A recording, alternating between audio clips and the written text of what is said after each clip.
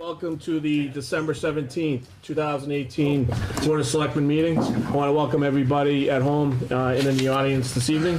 But before we get moving, if we could all rise for our invocation and our pledge of allegiance. Steve, you're already.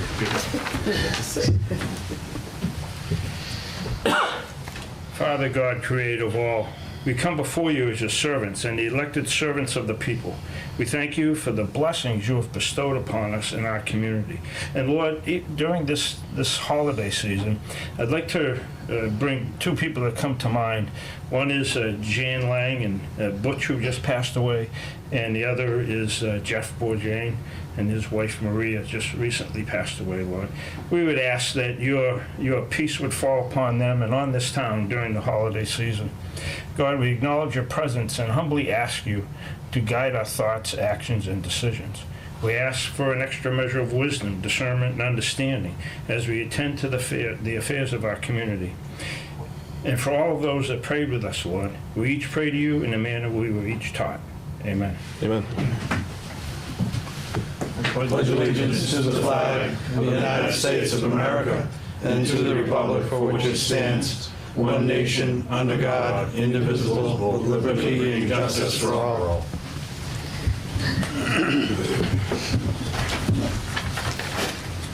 All right, folks. So if we could start with a change of manager at the spot. Have you folks come up. Good evening. How are you? Good. I am Melissa Ogden of Man and Man for Another Spot, Inc. And with me is Todd Bekesha, and I was going to say it wrong. And we are proposing that the town allow our change of manager petition and allow Mr. Bekesha to be appointed as the manager. Okay. So why don't you introduce yourself one more time and kind of tell us a little bit about yourself? So, my name's Todd Bekesha. I've worked with Serenity Restaurant Group. I started with them about 4 years ago when the spot opened. Went around and then kind of did my own venture for a bit. Came back recently as the chef in January, and about 3 months back, they asked if I would be in charge of the whole establishment. So for the past month and a half, I've been kind of dealing with front of the house as well as back of the house and general maintenance throughout the restaurant. And anything needs something, I'm the guy to see. So live in Salem, and that's work and hang out with my dogs. So, nice and easy. All right. Great. We have any questions from the board? I do. When I was going through the packet, I noticed that the majority of your experience is as a chef. Yes. And but you mentioned something now that you had your own establishment, so you have some management experience. So I've managed for the past about 4 years, mainly back of the house. I have my own pop-up business that I did out of Salem. Unfortunately, I needed health insurance, so I stopped doing the own entrepreneurship and went back to a real bit, someone that offers. And with that, I always did front of the house, set up, dealt with customers, as well as when I was in New Orleans, it was an open kitchen. So during Mardi Gras, we also dealt with all the customers and just help with crowd control. And for the past about 2-3 weeks, for the next 3 months, the general manager from Latitude is hanging out over here because Latitude is closed for renovations. So they're a $4 million business, and he's hanging out, kind of just helping me, any things that haven't been used to doing, just helping me like spot any issues or things like that. He's sort of a quasi mentor. So yeah, he's helping me with everything. So overall, I've grew up in the business, so I've always had to deal with people and learn. It's now they're just having me be the guy for both. And So, it's quite common with the Serenity Group that this is how they bring up their managers and Yeah, how they. I was wondering that, if that was just the Yeah. exception. so he, They're homegrown. Zach, the general manager from Latitude, used to be a chef 10 years ago. And then he is one of the main GMs for the company. Okay. They promote from within in the Serenity Group. So when they recognize talent, they see that and they Good, treat them appropriately. that's all I had.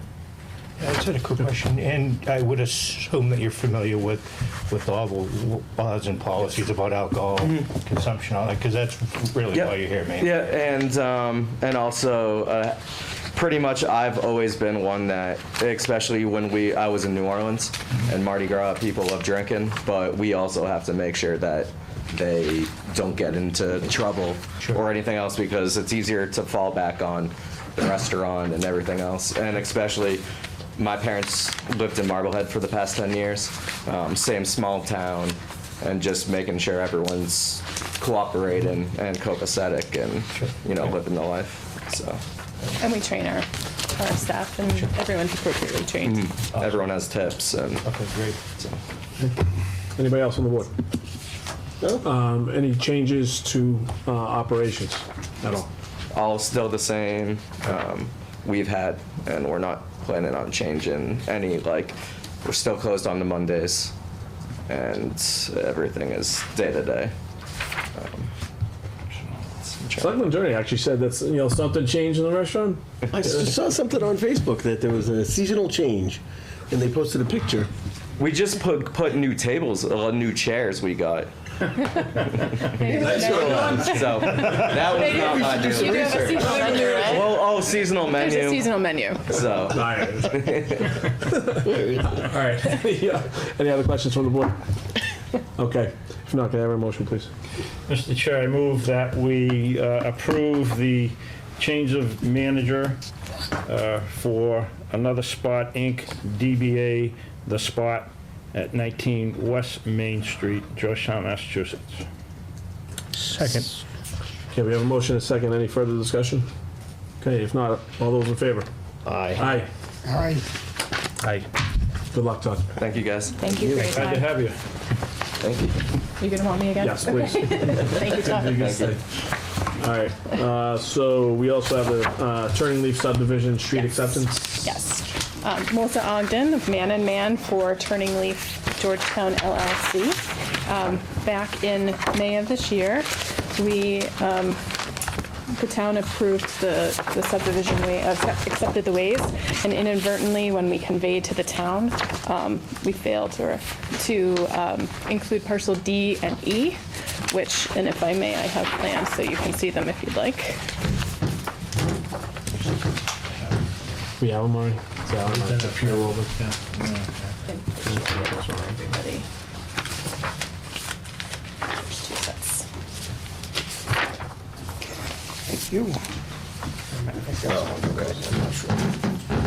There's one of each. It just shows the, one's the street acceptance plan, and the other is just the subdivision plan that shows the two parcels. So this deed, and where our request here is to correct our inadvertence in failing to include those two parcels.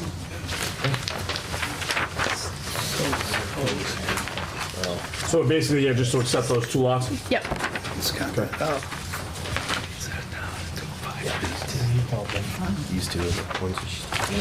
All right, and we already accepted the street. This was just more of an omittance, from the original. Okay. Yeah. So It's a part of the roadway. any questions from the board regarding this? I mean, it seems like it's pretty. No, it's a gift of land. My name is Mr. Chair. Yes, go I ahead. think this is a follow-up also. We did this not too long ago, and we had John Cashel in there, and when we did this, I believe we left out the two parcels. So I'm taking it that this is now clearing it up. He said that we would be doing this probably later. That's correct. This is, yeah. They were overlooked with the street acceptance Yes. in springtime. Okay. So if I may? Sure. So parcel D, there's no structure on that, correct? No, it's just a part of the roadway. There's actually a sight line distance easement Yeah, there. but parcel E has a home on it, correct? No, there should not be. I see. Move off the street before the meeting. Yeah. Do you know what it is? It's, Supposed to yeah, do the that. house is right here. Okay. All right, I Yeah, it's- understand. Yeah, it's right in front of it. It looks like it, but That's interesting how they did that. Okay. That's it.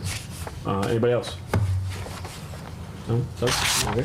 All right, can I have a motion then? Sure. Mr. Chair, I move that the Board of Selectmen accept as a gift from the Turning Leaf subdivision and part of the street acceptance, parcels D and E. Second. Okay, we have a motion, second. Any discussion? Okay, if not, all those in favor? Aye. Aye.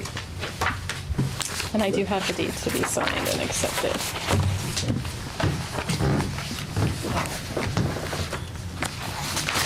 Oh, we need to sign? Yeah. Boy, you're pushing. I tried.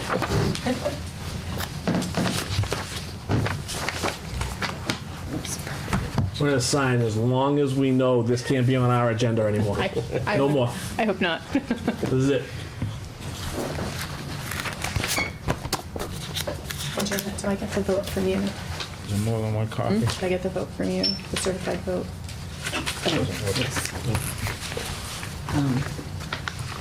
Or do you need to match? Interesting how they did that.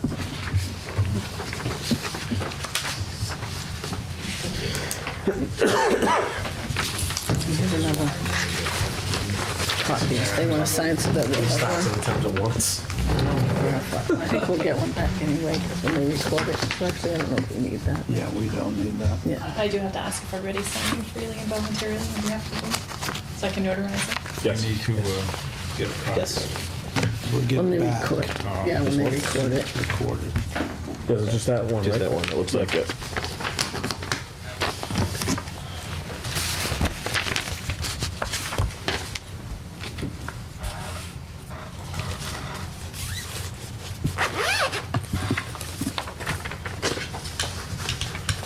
Thank you.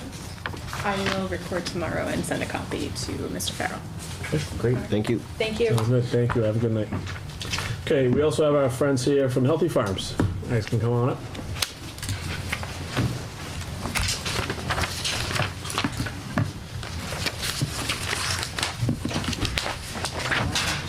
Sure. Hi, everyone. Hello, how are you? Thanks for attending tonight. Thank you. If everyone could first start by introducing yourself. Jeremy Manning, Executive Vice President of Production for Healthy Farms. I am Lise Rossman, L-E-I-S-E. Rossman is R-O-S-M-A-N, and I'm with Healthy Farms as well. Corey Ravelson, General Manager, Healthy Farms. Daniel Averill, Healthy Farms. Corey, your last name is what? Ravelson, Oh, Ravels. R-A-V as in Victor, E-L-S-O-N. We have it at Robertson, so. Yeah. Make sure we have them. Yep. All right. Fantastic. Well, I want to welcome everybody. Again, thanks for taking the time. So I'm actually going to have Doug kind of pick up from here and talk about, why we're here. Well, thanks for coming in.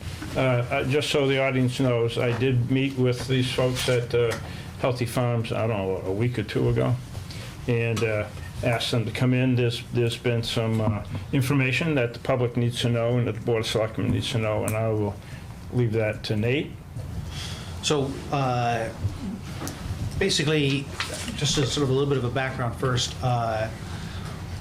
Healthy Farms engaged Forefront in 2013 when we were first making an application for a medical license. And so we've worked with these folks for a long time. Over the past year, we have been looking for investors to help us build into our expansion area and ramp up production. And when we got around to talking to Forefront, they were able to make us an offer on the whole company. that would allow us to pay off our loans and provide the company with more expertise and an ability to expand more rapidly. So we took them up on that offer, and that's really what we're here to kind of discuss and tell you about, and in a way of introducing who the individuals are. I think Lise might be the person to kind of walk you into that. Yeah, I can do that when you guys are ready. If there are other questions beforehand, we'll go. And this is the information that we had sent you, but Yeah, I don't know if it's you in need to print packet out. form. I don't know if you guys have it, but. The information that the board needs to know and the public needs to know is that the hosting agreement for medical cannabis had stated that if there was going to be any assignment of the host agreement, that it need to be before the Board of Selectmen. So that's why, Healthy Farms is here today, to introduce that and just describe what's going on for the near future. Yep, can do. So we didn't keep a copy of that, but I know about us, so I think I can walk you through this presentation if I had to guess. Thanks. Yeah, as Nat said, we've been working with Healthy Farms for what seems like a really long time now, 5 years or so. So my position within Forefront is as COO of that company. And then as part of that, I help manage the facilities that we have that are licensed all over the country. I've been with Forefront as a consultant or as a full-time staff person for almost 8 years now. And in this industry, before there was an industry, really at the time, there were not licensed operations much of anywhere outside of California. And as things moved to the East Coast, we really saw a need to professionalize the industry so that what was happening outside of California was professional and helped to break down the stigmas that were associated with this business all over the country. So there's a little bit of info on that first page. We've been in this business since 2011. Our founders, Chris Crane is very well known publicly as a policy expert, one of the leading policy experts in the world on especially medical cannabis policy, but also drug policy as a subject area. Our CEO, Josh Rosen, helped to found this company about 7 years ago. And really the whole point was to set the bar high for what people could expect of a medical cannabis company. And I like to say I came to this company and stay with it because you only get one time to make a first impression. And we have a responsibility when we interact with our patients, or we interact with community members, or we interact with the public, that we're their first impression. We're their impression of what a medical cannabis operation looks like and feels like and should be. And if I was going to do this, it was going to be with the company that I felt good about setting the bar and setting the expectation for what that looked like in operations. And so luckily we've been able to do that. We've helped entrepreneurs over time. We were consultants for a long time. That's how we met Nat and Paul. I and my team helped win 60 licenses for medical cannabis operations around the country, Illinois and Nevada and Pennsylvania and Maryland and Massachusetts. And then we also helped those organizations get running and get operational. In 2015, Forefront became interested in operating its own licenses. That's on page 3, technically at the bottom of that corner. So in 2015, we kind of looked around at our consulting clients and we said, gosh, it seems like we can do this and that we should do it, and that in fact we can probably do it better than some of our clients are doing this. So we submitted in 2015 2 licensing applications, one in Massachusetts and one in Maryland, and both were successful in that process. And that was really to start a Forefront as an operator. We operate now today, we have 4 dispensaries that are open in Chicago, Pennsylvania, and Allentown, Silver Spring, Maryland, and I'm going to forget the 4th one, which is kind of embarrassing, but it's all right. And then we've got cultivation facilities in Illinois and now in Massachusetts, here in Georgetown. And when we were looking at Massachusetts as a market, we had some folks that were from here and were operating here, and it just looked like the kind of market that was going to take things seriously and that we could really be able to have a good experience in. So, things have shifted a lot since 2015, obviously, in policy here in Massachusetts, but I still feel like it's one of the better programs in the country that we operate within, and I feel really good about what we've been able to do here.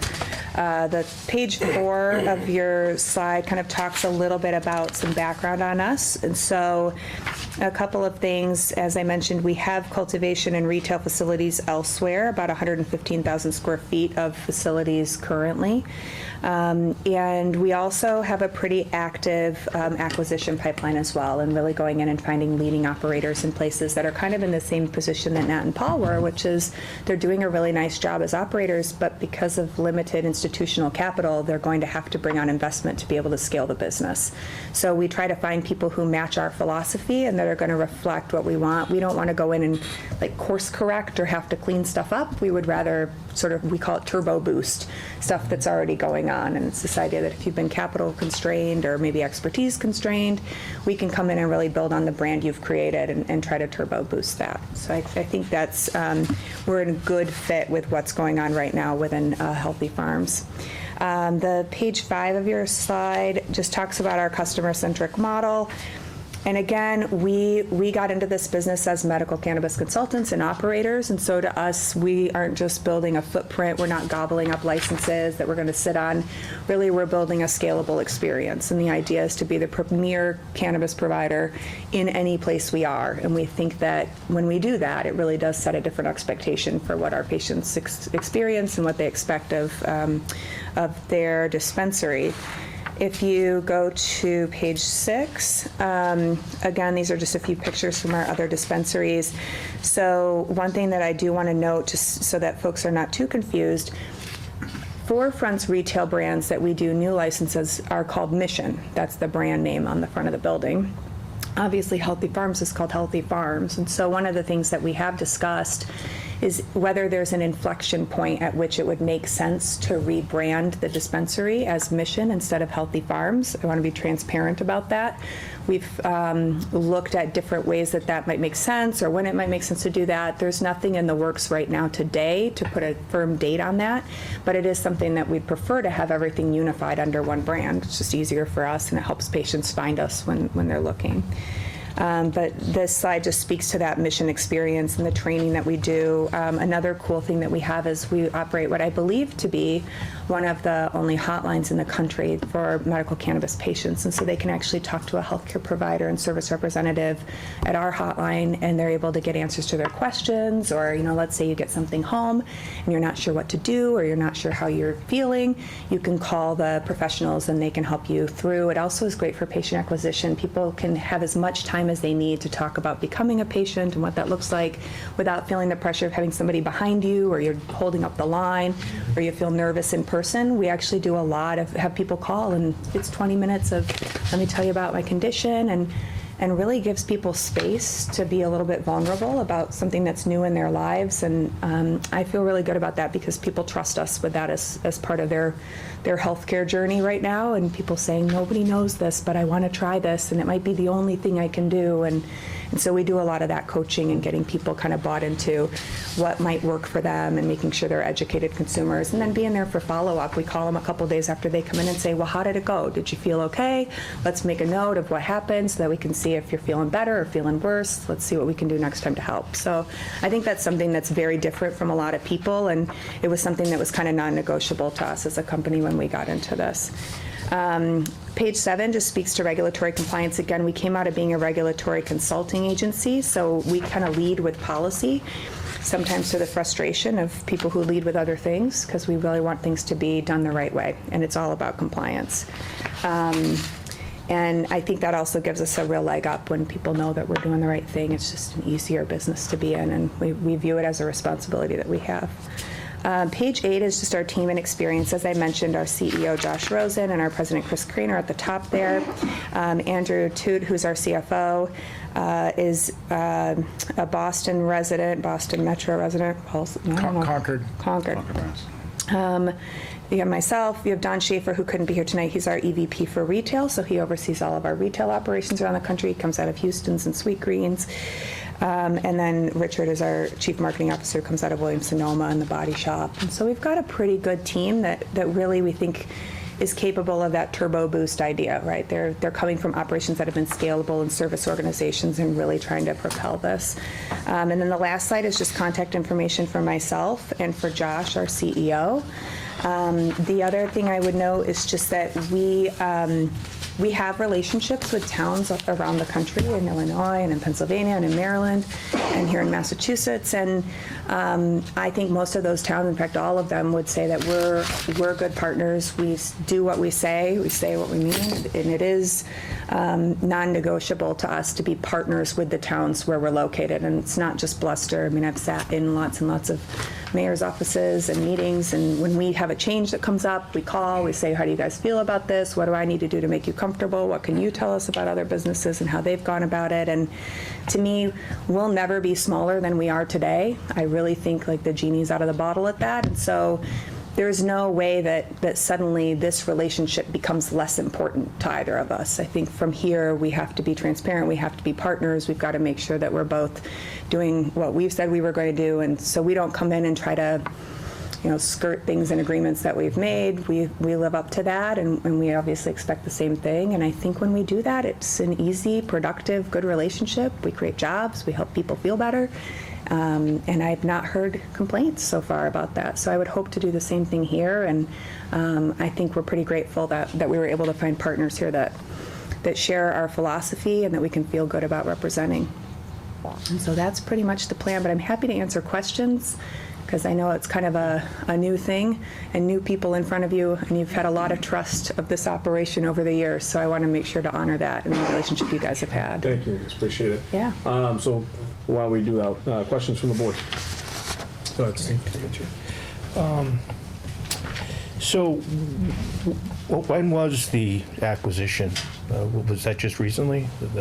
I assume that's why you guys are... Yeah, 3 weeks to a month ago, somewhere in there. Okay, all right. It's been a bit of a moving target with the closing and then making sure all the post-close is done. So this is about a week ago was our soonest, like, okay, we're officially in business. Let's actually go and talk with folks. But you guys were partners together, was that it? Or? So we initially contracted them to help with our application process. And so we have been in touch for a very long time. And they basically are a consultant firm that was able to help us figure out how to shape the application. And there's a lot of complicated questions that they're asking on there, and we needed technical help in figuring out how to do a lot of those things. Sure, but from a legal standpoint, you weren't part of the same company. Because I did know, reason why I asked the question, I did notice that the Galleria dispute that you guys had, that Forefront was named as one of the defendants, so that they were, and that it was a- strictly from our application because we listed them Gotcha. as a consultant. during Gotcha. our Okay. application. No, that's good to know. Okay. Are you guys now switching from a nonprofit to a for-profit? We had switched to for-profit. Oh, you did? Okay. Beforehand, yeah, that was part of the rec market they brought on rules to do that, so we Okay. went ahead and did it when we had the opportunity to do it. I get you. And but that also made the transfer of ownership of the company feasible. I get you. Okay. And then probably a question for Doug, through you, Mr. Chair. I don't know if there's any contractual requirements, anything with planning board that it's gone from a nonprofit or for-profit, or it's been acquired? Not that I'm aware of. Okay. That's all I have. Okay. Gentlemen. Kip, you okay? Just one question, just in terms of the business model, is anything planning to change? Any additional product lines or anything like that? Well, there's a number of things that are going to happen for the rec market. There's lines of edibles that we need to produce that are lower dose than we normally sell for medical. But I think that these guys have a bunch of ideas, actually, that they're, whether they're product types, there's certainly an expansion of the areas and maybe changes in techniques to further optimize the cultivation processes, the extraction processes, packaging processes. They're bringing in a lot of expertise, and with that's going to be some new equipment and. Yeah, and just to speak to kind of some of the concerns, I think if I were on a town board that I'd have about just complying with local codes. I mean, so, our style is really draw it up, get a price, document it, and follow the local processes for whether it be an electrical outlet or anything like that. We try and do everything above board, and because eventually insurance companies care about this stuff. So for example, it would be extraction. Like if we were going to make a change to extraction, we would look at it from an engineering standpoint, look at the process safety. If there are any changes that are needed for the building, it would go through the standard process of reviews. If we needed to have an engineer stamp it, we would do that. So that's just kind of how we roll. My background's in kind of high-tech, building out manufacturing facilities in Massachusetts, so I'm very familiar with some of the, let's just say, local codes and how things can get a little bit, you have to be really careful. And so, our style is to just be above board and to, increase, communication. If we, want to look at a master plan or something, that would be something that we'd be kind of running by you, as we get closer. Mm-hmm. Yeah, I think the town was aware of the intention to eventually convert over to adult use, and obviously we've gone through some processes locally about that, so I don't consider that a change in the business model at all, but it is something that we're evolving into sooner than later. And so I think that that's still very new for everybody here, and so we want to be really careful in how that's done. And again, it gets back to that partnership piece. It is not my intention to surprise anybody by all of a sudden opening for adult use or something without having a real conversation first and talking through the implications, making sure everybody's comfortable. I mean, we're going to need support, and we get that back and forth. So I think that's the biggest thing that's coming, is some of these changes at the facility of really trying to build for scale for that adult use market, but also the actual act of offering adult use retail is going to be a little bit different for us. It's something we're comfortable doing, but obviously for the residents of Georgetown and the communities around it, we get that it's going to be new. It's new for everybody. Mm. Yeah, and to that point, the footprint of the building and the space you have right now, is the existing building scalable for what you need right now for your plans, or is there? Sure. Okay. So there's I think an extra, there's a 22,000 square feet or 20,000 square feet out back that are just empty. We would start with that. I mean, we're not looking at a major expansion of footprint at this point, just because of the lot size and stuff like that, and for time is money. So we'd look to basically work within that approved there for uses and within the footprint of the building, for sure. Okay. So everything we're working on now is really within that 20,000 square feet, or to renovate what we have existing. Yep. And I mean, that extra 20,000 square feet reflects almost a doubling of the capacity in there on the cultivation side. And so I think we've got a lot of room to expand there. And that'll require more hands as well. So I think we'll see some increases in labor that go along with that. And so that's pretty exciting for us, being able to do that. I think that's probably an end of 2019, and that process will be built out, the back suite.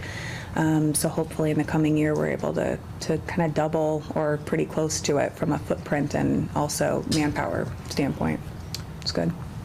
Yeah, and I'll just say, from looking at it from two ways. One, operationally right now, Healthy Farms is a great operator, and like Lee said, we're not looking to come in and reinvent the wheel. We're going to keep Healthy Farms operating in the way that they are, but just provide that little turbo boost. Maybe it's a branding thing. Maybe it's slight operational efficiencies that we make on the existing medical operation.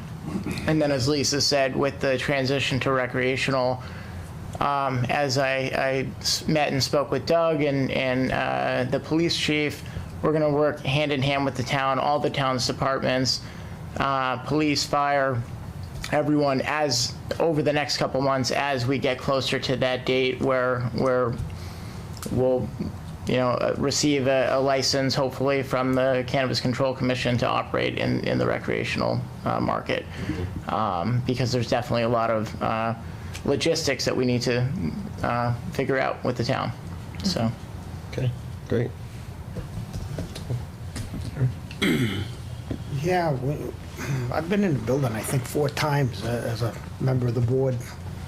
Tour it when they were starting the grand opening, and then I had a question to do with one of the other facilities in town, and they were very good to talk to me. When in there, I've noticed people from town who work there, so I've got 3 things here but they can be put into one. So basically who stays, who's gone, who's new. But nobody's going. I mean, the You'll plan still be is. there? Yeah, I'm Matt's still there. Yeah, I'm still there day in and day out. Paul's yeah. sort of reduced. Paul did go. I Paul- shouldn't say that. Paul Paul headed for the actually did exit. go. Yeah, Paul is still the landlord. He's still Yeah. going to be He is the around. landlord. but That's true. Maybe a little less frequently. That's true. He was the only one that said, "All right, I'm good." And But Paul personally made it very clear to me that, we are to maintain his reputation and to be very, very involved with you guys. Good tenants. In no uncertain terms. that's exactly true. As you can imagine, Paul's a straight shooter. Yeah. No, I don't see any big changes coming like that. In Okay. fact, I think with adult use coming, which we think will increase patient counts or guest counts quite a bit, and then with this expansion in the back of house, I think we're still in hiring mode. And the interesting thing, especially about this industry, is that you can't import this from anywhere else, right? We have to grow what we sell, and it needs to happen in this community or in these state lines. So there is no, it's not like I get to consolidate this out of some other place. And so for us, it is a very local heavy business. And there's really not that many jobs inside of a facility that I could like consolidate or roll out to somewhere. Little things like marketing and things like that, even that you'd think would happen in like a corporate headquarters.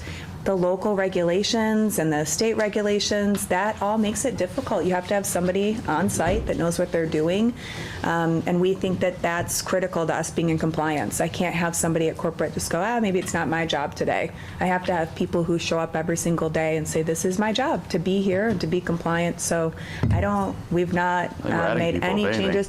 We're hiring, So that's the public new- yeah, watching, you're we're becoming larger, hiring. that will It's be all new. good. Yeah, Yeah. absolutely. It's really bolting on the parts that they would need, to better support the people that are there. Give them more resources. I think you've touched, like when you were on page 4, one of the things that I wrote as you were talking was any laws as to state, Yeah. because you are state to state. But That's good. so you say that at this point, there's nothing state to state, I imagine, No because of problem. federal Cannabis, laws. Right. No, so federal policy precludes But I mean, that. because and- we are going to have some other facilities in town that will be growing in town for distribution in other areas. But this will be your only, at this point, place in Mass, or? No, so we'll actually have a network of dispensaries and cultivation facilities. And so that is in the process right now of going through the adult use process within the state. But we also have a cultivation facility that's based in Worcester.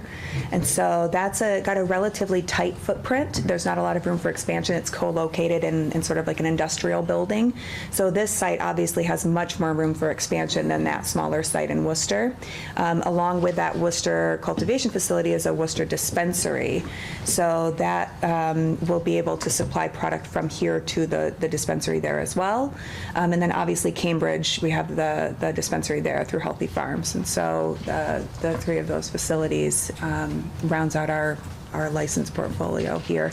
And then the other nice thing is that until now, the state really made it difficult to have a wholesale market for product. So really an operator grew and sold their product only. And with the adult use regs coming out, they're going to make it possible for some people to just be stores, some people to just be growing, some people to just be processing. So there'll actually be a market for the products that we produce here in Georgetown across the state to dispensaries who don't grow their own product. So that's kind of a big change from what has been. And I think it'll really encourage, because we've got such a head start on the growing side, we should be able to actually capitalize on that business pretty quickly, because there are just other people who won't have supply. So I think it's a little bit different than what we've been doing, but ultimately I think it's going to help us grow there as well. So now, mostly, I'm just telling you the pages as you were Yeah, you're talking. fine. I It seemed vaguely that, remember. to this point, it seems like you've mostly been medical. Yeah, You mentioned entirely frontline and medical. that, so the recreational end of it is rather new. This will be the For you- first for you also, adult okay. use dispensary that we operate, but we have clients in other places that have made that conversion. So for instance, Nevada Okay. converted in 2017 to adult use. We have a client that's in Vegas, and that was an interesting transition. It's very different from what it'll look like here, but they actually do a really nice, their shop looks the same as it looked in medical. It's actually a really high-end store.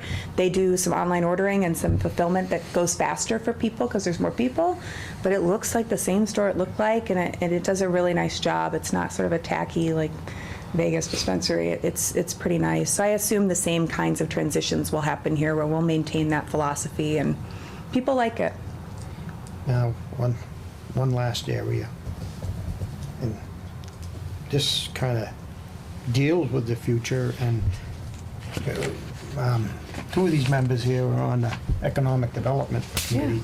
And that area of town, we've sort of got designated somewhat as that intersection of 95, 133 as an area in town that we see hopefully improvements or at least more jobs of some type, be it industrial. I personally hope at some point to see it.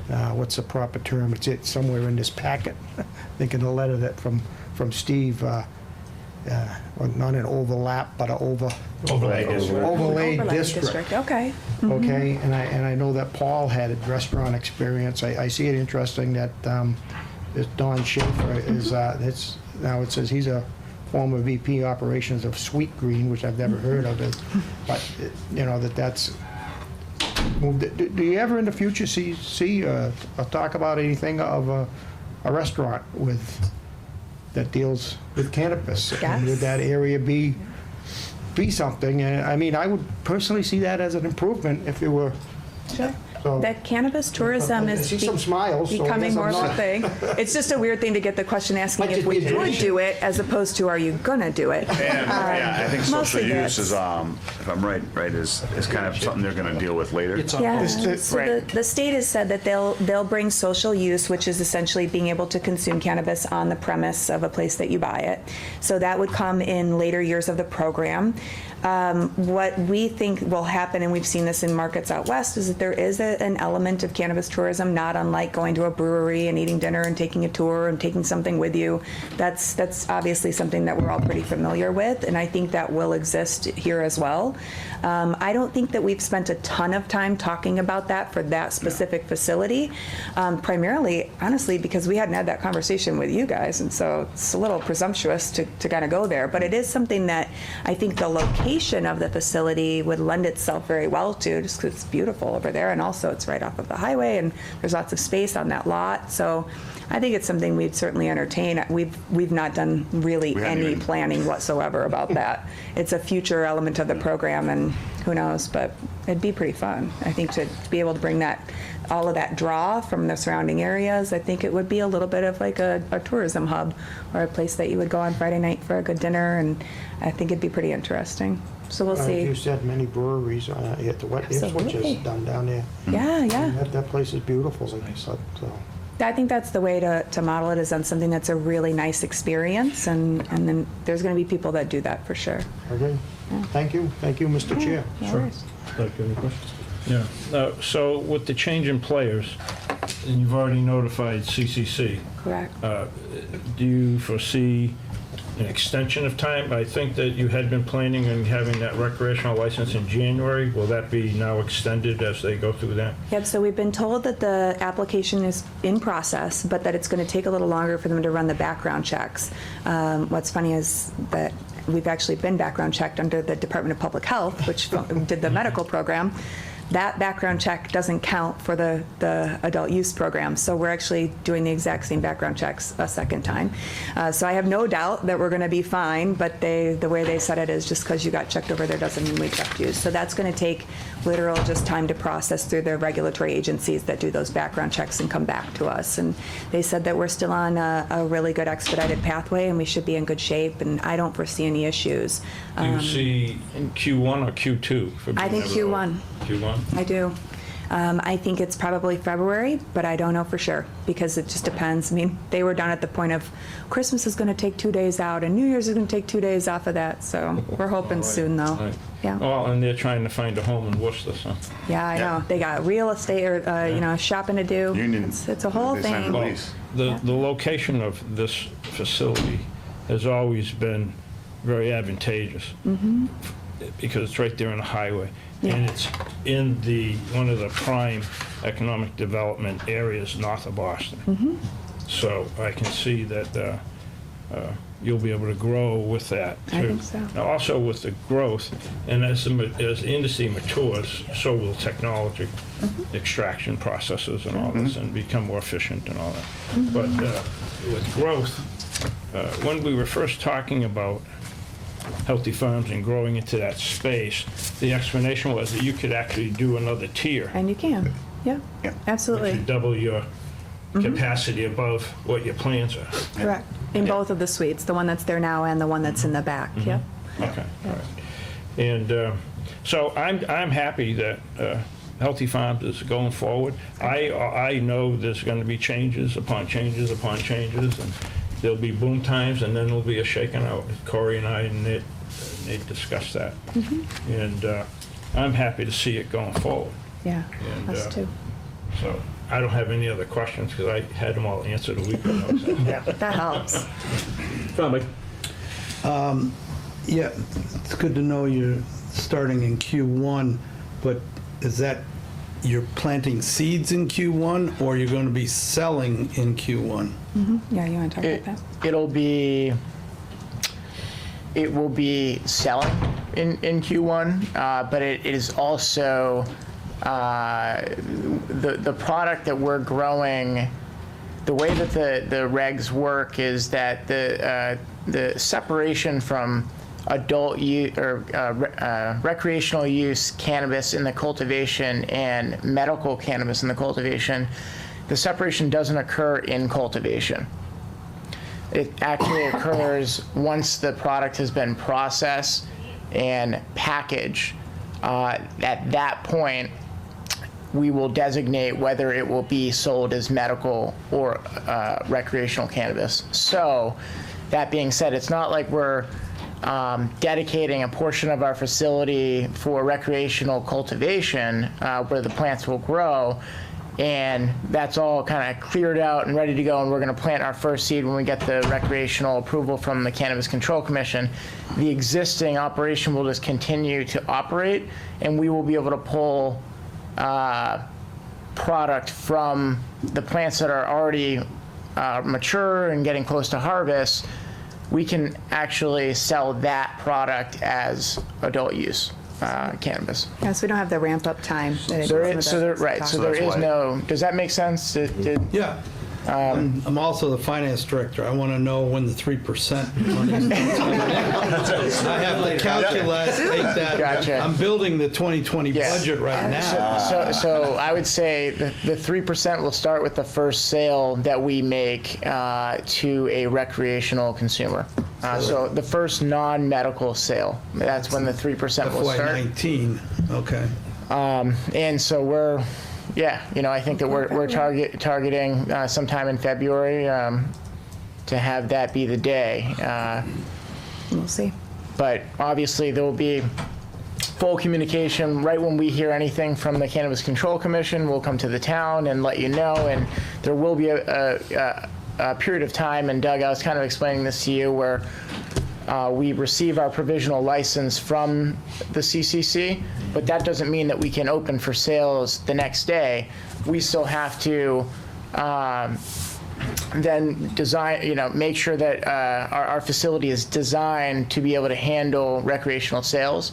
So then the state will actually come and inspect our facility and give us the final check mark of, this facility looks like it's ready for adult use sales. All your policies and procedures and everything is in place. So it will give us a period of time from everyone will know that we received the provisional license. Then there will be what we think is a couple-week period of getting that design in place, getting inspected, and during that time, the town will be in the know on everything.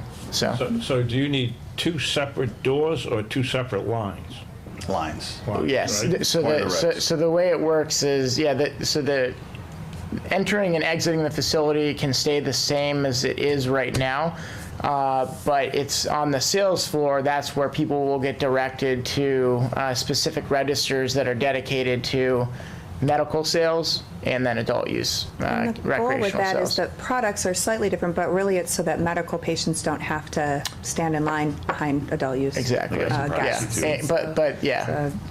it's set up to accommodate that and make sure that that stays prioritized in the operating model. There's really not a distinction in the product available. There's some slight variances in terms of dosage, but for the most part, you've got that variety available to the medical patients still, just like you did in the other program. And from just a kind of monetary standpoint, obviously the medical patients are tax exempt, so there is no taxes on their purchases. There is about a 20% recreational tax. So, that's why we have to separate it on different registers. You must have some first-year sales projections. Yeah. Oh, you want them now? Yeah. What I want to do is follow up only because we have those projections from prior to the close, really back in the summer when we had started discussing some sort of deal. And I think with what we're seeing in terms of the speed of the program rolling out in adult use, we've talked about going back and revisiting those numbers to make sure that they're actually accurate to the marketplace. Like, I don't want to say I'm going to have a third of the market, but then there's 20 stores open. So we want to make sure that we understand kind of how that's rolling out and then what that looks like for our cut of it. So I think we can follow up pretty quickly, like within the week, about what those numbers look like. But that's been something we've discussed internally, is really making sure that's calibrated and accurate for ourselves and to share with you what we think that looks like. Plus, we've got that expansion that we're talking about, and I think that starts to factor in maybe at the end of the year. And we really haven't put numbers to that because we kind of just got here to this place. So we want to give it some thought and make sure it's accurate. I don't want to tell you something that isn't. But I think we can be there pretty quickly. When you say end of the year, you mean next? Right, next 2019, yeah. And lastly, you said you've been working with other Mass communities. You mentioned Worcester. Yep. What are some of the others? Cambridge. So Cambridge as well. And then Forefront also has clients throughout Massachusetts as well. And so we've worked sort of from all sides of the state to help folks get open or help the beginning process of that licensure. This was in medicinal? Yes, all of it is in medical. This will, like I said, be the first store that converts over of anyone that we work with. Can you give me a list of those towns? Yes, I can, but I do want to do it When you give offline. me the Yes, projection. I can do that. Okay. Yep. Thank you. You'll be working with the police chief for potential traffic mitigation. Will you also be following the more recent, make an appointment to come in, or just people will come? Yeah, we've actually started talking about that internally. I don't know if you want to comment on that. I think that's something that we would discuss with the town. I think that we would discuss with the police department, and I think it would come back down to running the numbers. What are we projecting to do volume wise? How many stores are open? How many? Other stores. But like looking at our existing footprint, how many parking spaces are available right now? Right now, we have a very big lot with a lot of available parking. A lot of these other stores that have rolling out, that's not the case. So ideally, we would like the chance to not do appointment only if our capacity, our parking capacity and the numbers make sense. But that's all it comes down to, is working with the town and looking at our parking availability, looking at the potential volume, and making a decision internally and with the town.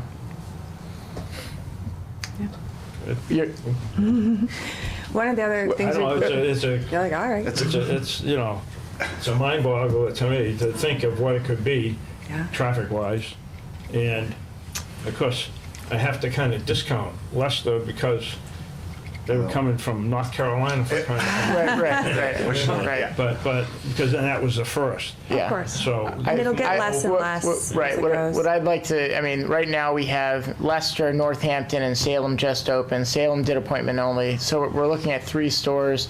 I think over the next couple months, we're going to continue to see stores open, and we'll see how things play out, and that'll give us further data that we can all use to make an educated decision when it comes time for us. Right. So.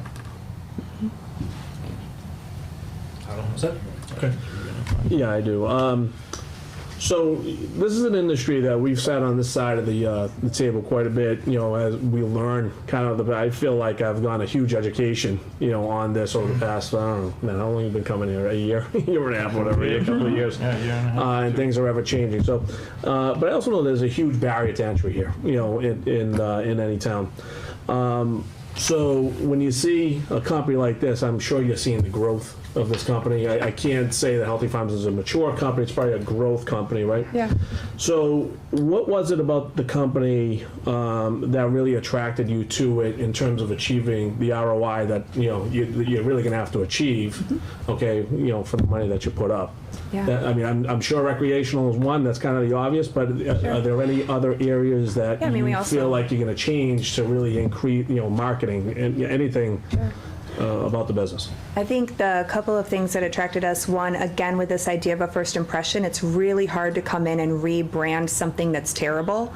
This is not, as Corey mentioned, this is a really, really sound operation, and I don't want to go in and try to teach people that we're different. I would like to be able to build on the trust and the experience that people have had so far, so that attracted us in that not everyone's a good operator, and what Nat and Paul and their team have been able to do is really good, and so I wanted some place that could do the turbo boost and get traction faster, as opposed to having to come in and like clean up a whole thing and reposition everything. It's just easier. The location, I think, and the space around it and the ability to expand is something that I can tell you from having that other facility in Worcester is not something everyone has. As Corey just mentioned, the parking situation, I don't want to deal with situations where I don't have parking and I'm always dealing with traffic crises and people can't come to see us because it's too much of a pain to get there and to park. So I like the location and the flexibility that gives us to expand. It's just ready-made for that. And I think also the location itself in the metro is just really appealing as well. I think people... The highway, sorry for butting right in, there, but yeah. you know, the highway access, it's a huge thoroughway there, and so I think not only the footprint, like Lisa was saying, the footprint of the actual parcel, but the proximity to the highway, the visibility that could that we would get there. I think the couple of things we'll do a little differently that I think are like those immediate priorities. One thing we've seen is that in states where we have online ordering, so you order online, like fill a cart, and then you come in to pay for it and pick it up and show your ID. We don't do any delivery. In those cases, we see that ends up being about 60% of sales. So it's a pretty immediate boost. If you can keep your inventory up to date and you can keep those processes working and people can reliably fill carts and come in and pick them up pretty easily, I think that's something that brings volume pretty quickly from other folks that maybe weren't able to make those technology and infrastructure investments, which we're able to do. The other thing on the processing and cultivation side is I think the way that facility is laid out right now actually lends itself really well to a diversity of products coming out of it. We've got a good layout that allows for lots of different strains that come out, and so they each have, you know, their own properties, and not everybody has that layout that allows them to do lots of things under one, you know, relatively modest footprint today. And it's got a lot of room for expansion of the processing side as well, and really smart people that work there and have already been putting product out into market and have been creating products that people love. And so I feel like having that to build on, I don't have to go teach somebody how to do all of that. Really, it's saying, hey, you could use, instead of manually filling all of your cartridges, I'm going to get you a cartridge filler with pneumatics on it, and now you're going to be able to fill more cartridges and get that out into market faster. But that's hard for a capital constrained company to just do that and make those investments. I just want to say one thing real quick about to get back to really what your question was of what really attracted, you know, obviously there was the numbers, there was recreational, there was the location, the volume, all those things that I guess originally drew us to Healthy Farms. But I can say personally, from being a part of like the due diligence team, going in there and meeting the staff, seeing the operations, this is the values that Nat and Paul have instilled in their staff are very aligned with how Forefront operates, and that was super attractive to me. Someone who's going to be, you know, with the people managing the facility. The staff there is talented. They're caring. They're they're smart and nothing against the way Nat and Paul have gotten to this point, but they are ready for more too. And so I think with Forefront coming in, they are so excited, and I think that for me that was a big selling point of there's not going to be resistance here. They're open arms, ready for more, wanting this turbo boost. So I just wanted to. Nat, you said you're going to be staying on. What is your position going to be? Right now, my title is executive director. That could change. I might actually take on other roles within the organization. Longer term, maybe in other organizations. But right now, I'm basically doing the same job I was doing before. Okay. And Lisa, you going to be located at this location? So I travel to all of our facilities, but right now I've been here probably every other week at this point for a while now. So I make it a point to actually put feet in the places that we operate. I think it's important, and I have to go to bed at night knowing my name's on things and that we're following all the rules, and it is what I want it to be. So I'm present quite a bit, but I have to travel to those facilities that we operate. But I'm always available for meetings, always available by phone.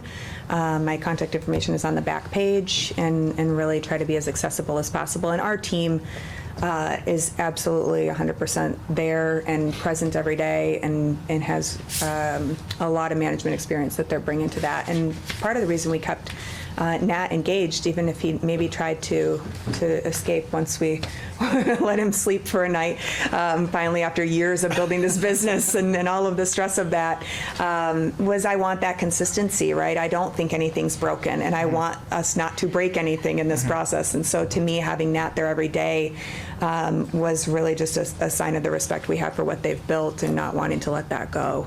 So that's kind of why we've set this up. And when he says we don't know, he's kind of trying to figure out what he wants to do, and we're trying to figure out what the right fit is. And I think there's only a good relationship going forward, but we're also maybe going to let him sleep a little bit every now and then. Are either you two gentlemen going to be there? Yep, so Corey's there. Corey, you're going to be there on a day-to-day? Yeah, so right now I'm here Monday through Thursday, and I'm in our Cambridge facility on Fridays. So that's Okay. so I live in Boston. I'll be coming up here every day, or most days.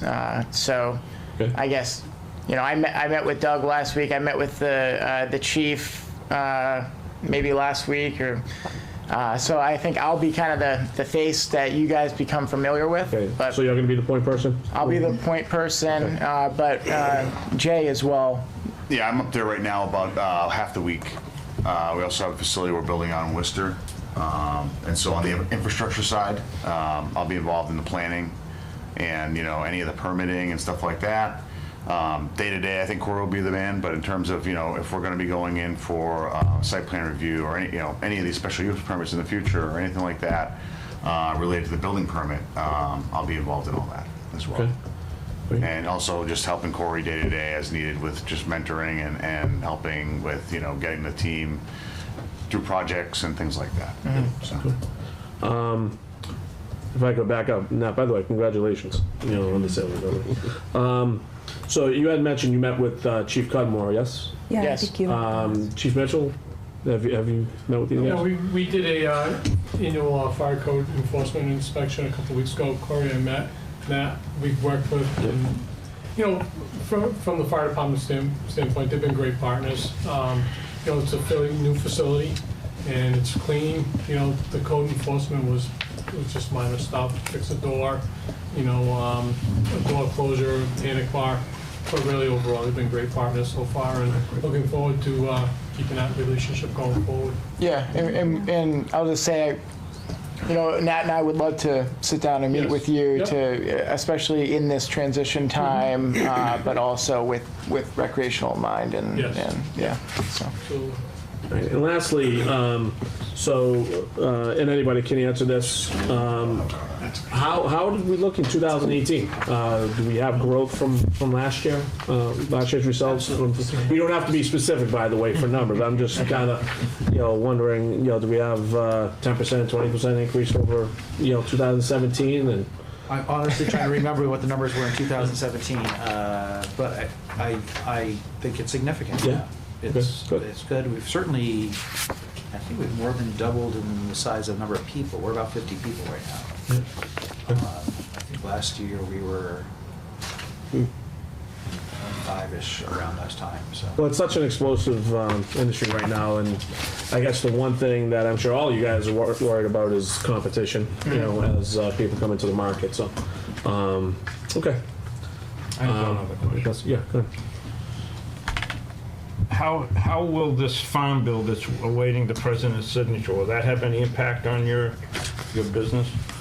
I don't think so, because we're pretty tightly focused right now on the medical cannabis side of things, the adult use cannabis, which is a distinctly different crop, if I can put it that way, than the hemp that's being built.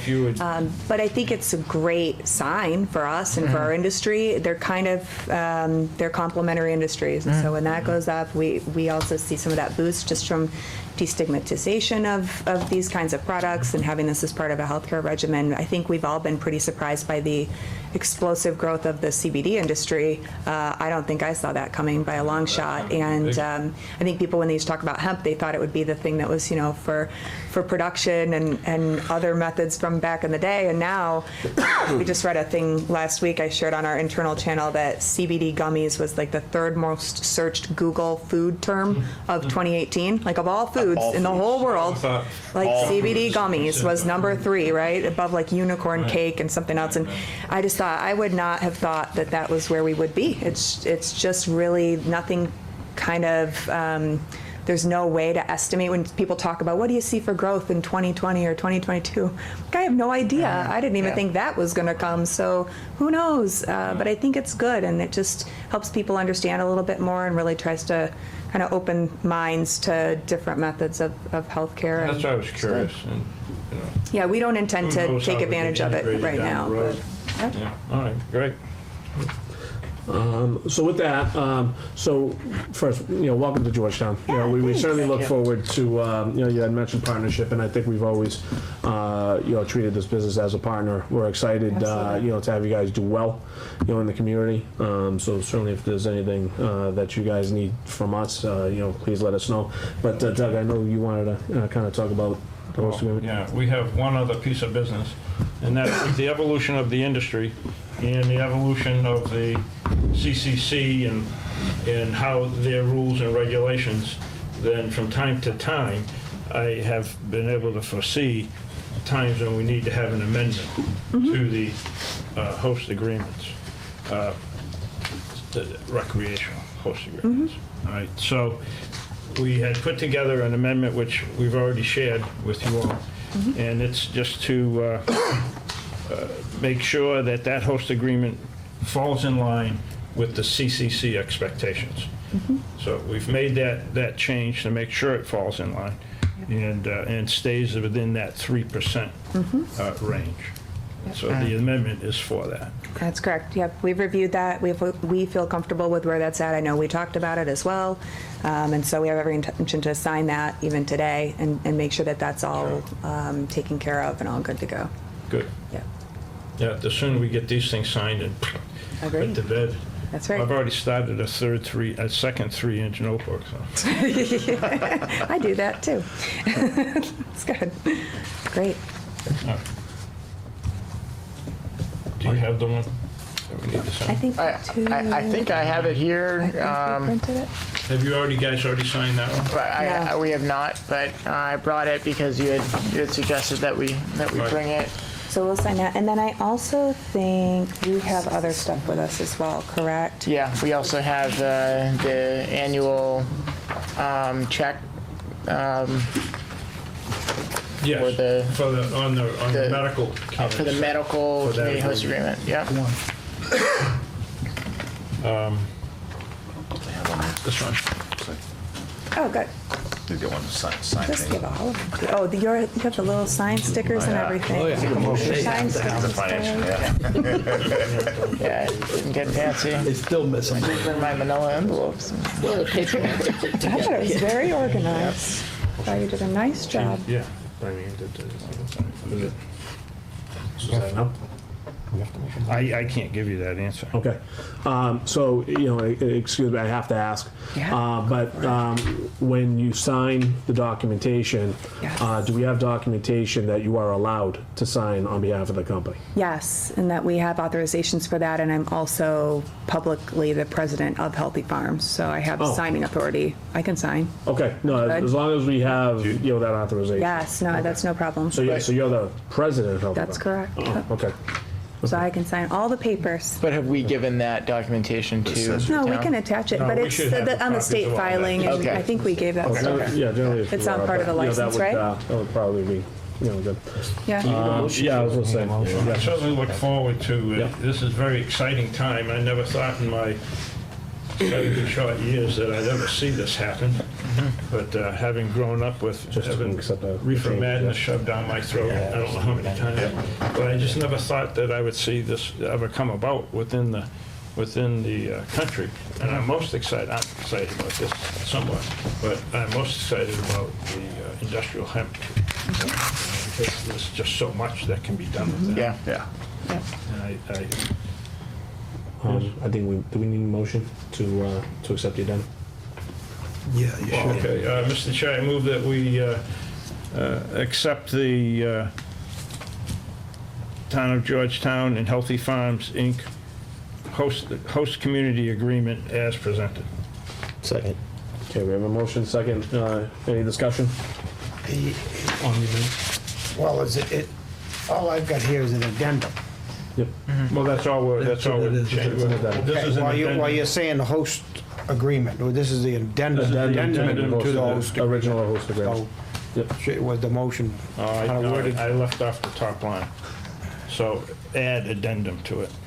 And now, there's two in my packet. Which one are we doing? The one that's coming around. Yep, for the, Section 2 is shorter or longer? It's the section for the 2 right, is for the longer. recreational. Okay. Well, it says It's longer. section 2D. That's the one we're doing. Right, Yep. Okay. right. So what's the change in the one that we read? Doug, Sorry. you wanna? The changes that we had in the,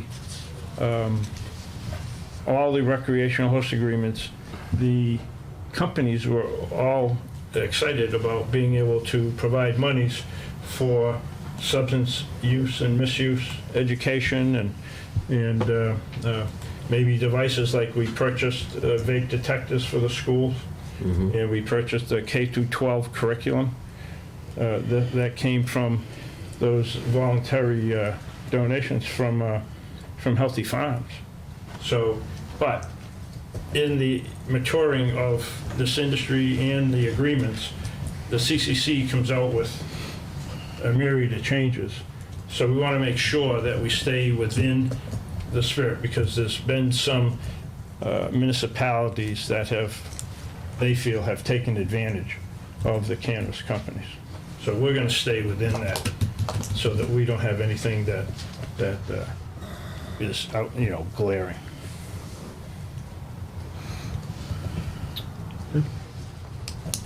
Okay, Gary. I'm not fully understanding, without having the whole agreement. In the future, it might be nice to see the agreement, what we're replacing. I know how hard you've worked on this, and it'd be good for these people, I'm sure, to move forward. I think I can sign it, knowing how much work you've put into this, Doug.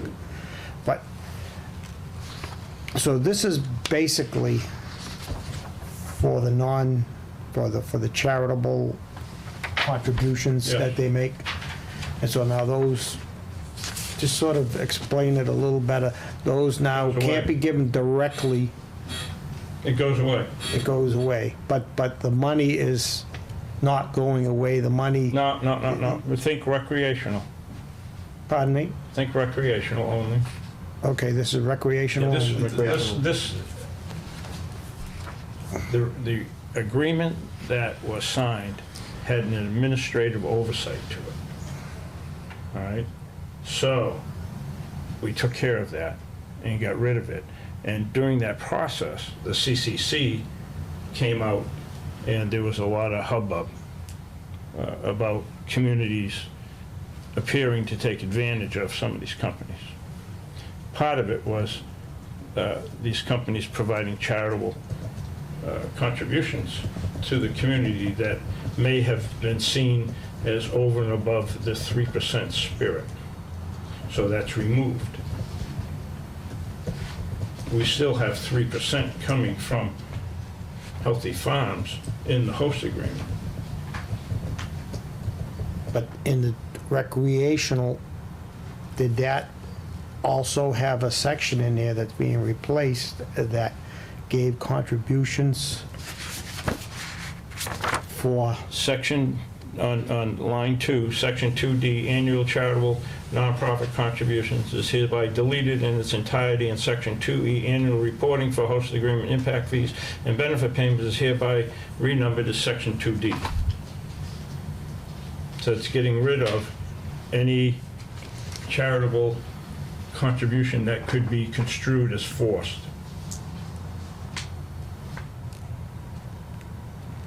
Okay, now, just so I'm clear, when the medical came out, I know you're saying think recreational, but this has all been new. So the medical, it's still there. Recreational, what you're saying is that wasn't there, but we had it put in, and so now we're cleaning that up. You could say that way if you choose. There was administrative oversight in there that we're now getting rid of. Okay, just, The medical is entirely different, Gary. it's easier to, It wasn't the same set of rules and laws that the recreational is under. So we're leaving the medical hosting agreement alone.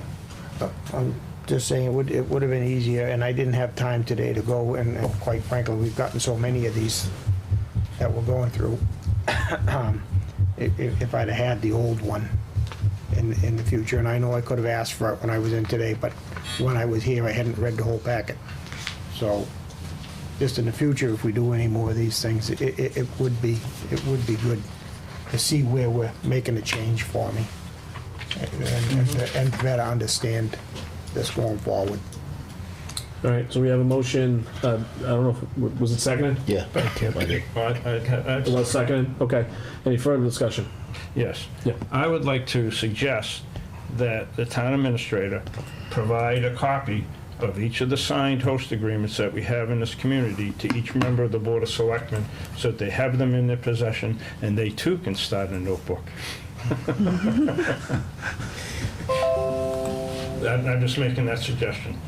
So We each have had them, as time has gone along, so we actually should already have them, whether it be in a file or saved on, laptop or whatever. The thing is, sometimes it is difficult. I try to date things because things get changed as they go along. Not all the time do they say draft, they don't all say final. So your suggestion, I think, is a good one, Mr. Dawes. Right. Okay, any further discussion? Okay, if not, all those in favor? Aye. Aye. Opposed? Okay, all set. Thank you. Thanks, everyone. Thank you. This is Thank you. great. Thank you. Good luck, yeah. Look forward to a very long relationship with you. I hope so. Yes. Thank you for your time.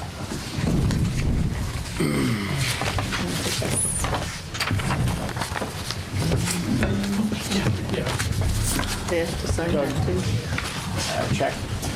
Give that to Janet, please. In life, we always give the money to the women.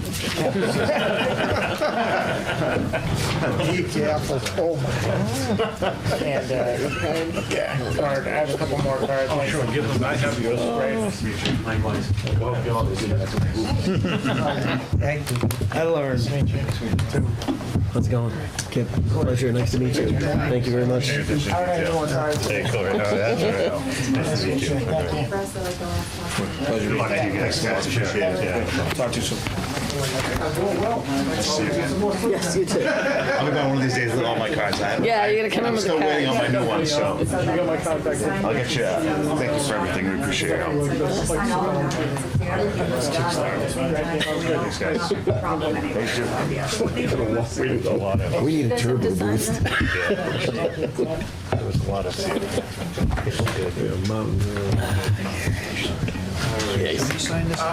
why don't you come on up? Yep. You want them signed tonight so that you can, yep. And there's 2 copies, that you can take an original, and then we'll have an original.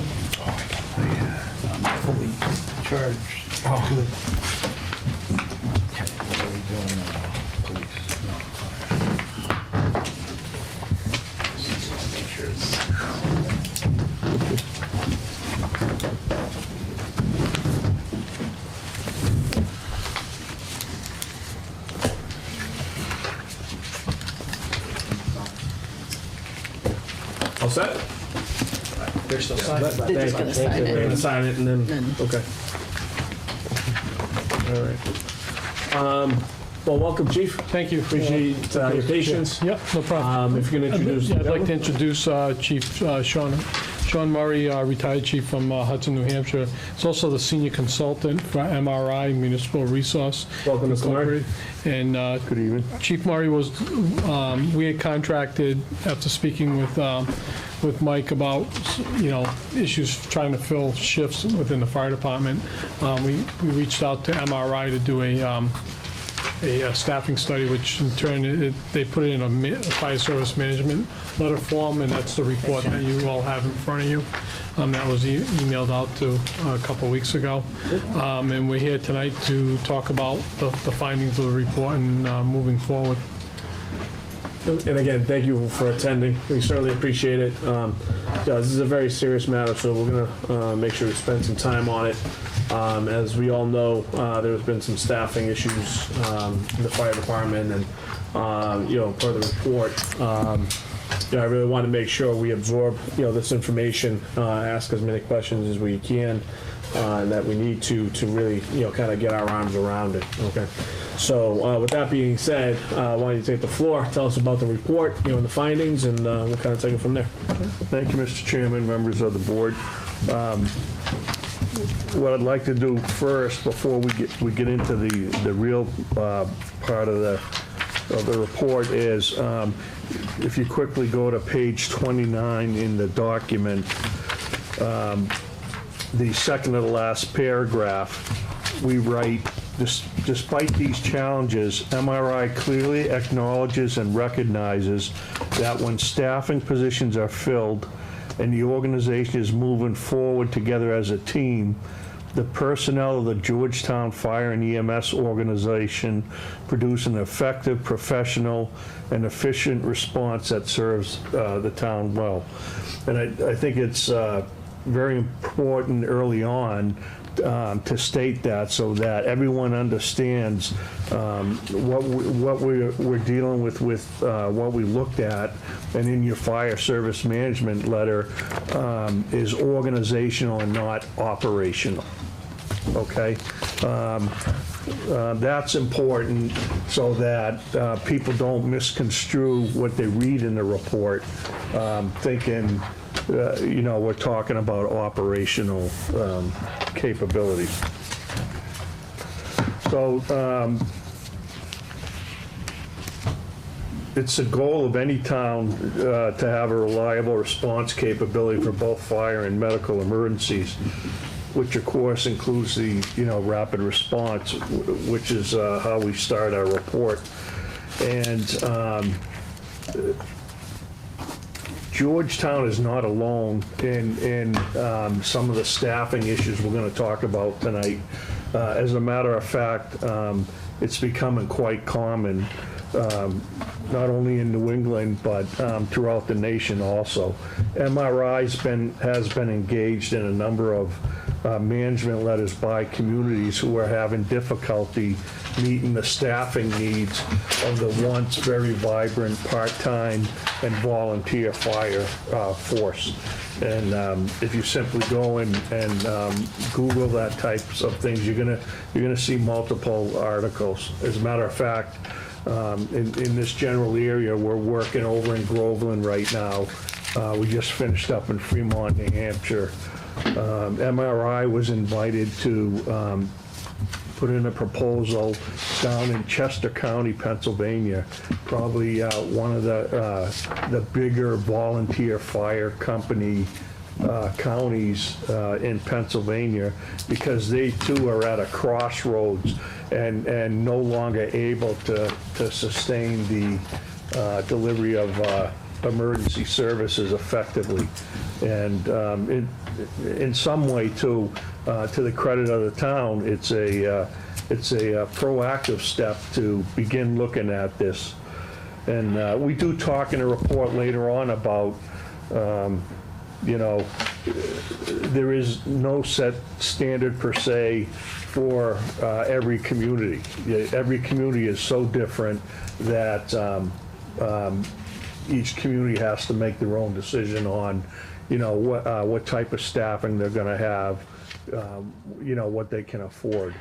Mike, can I ask a question on that? Yep. When you say every community is different, you know, that's natural. But in your experience when doing these reports, what do you take into account in terms of how these communities are different? I mean, you have size of the community. Do you take into effect number of calls? Do you take number of employees? You know, what is really kind of the underlying factors that you see are more important than others? We absolutely do that.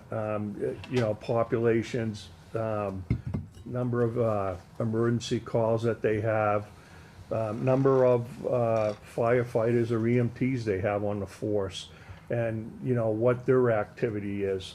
A lot of it too, a very driving force is, you know, we're now seeing a switch from fire-related emergencies to emergency medical, which isn't new. It's been happening over the past 10, 20 years, but fire departments are predominantly dealing with EMS now.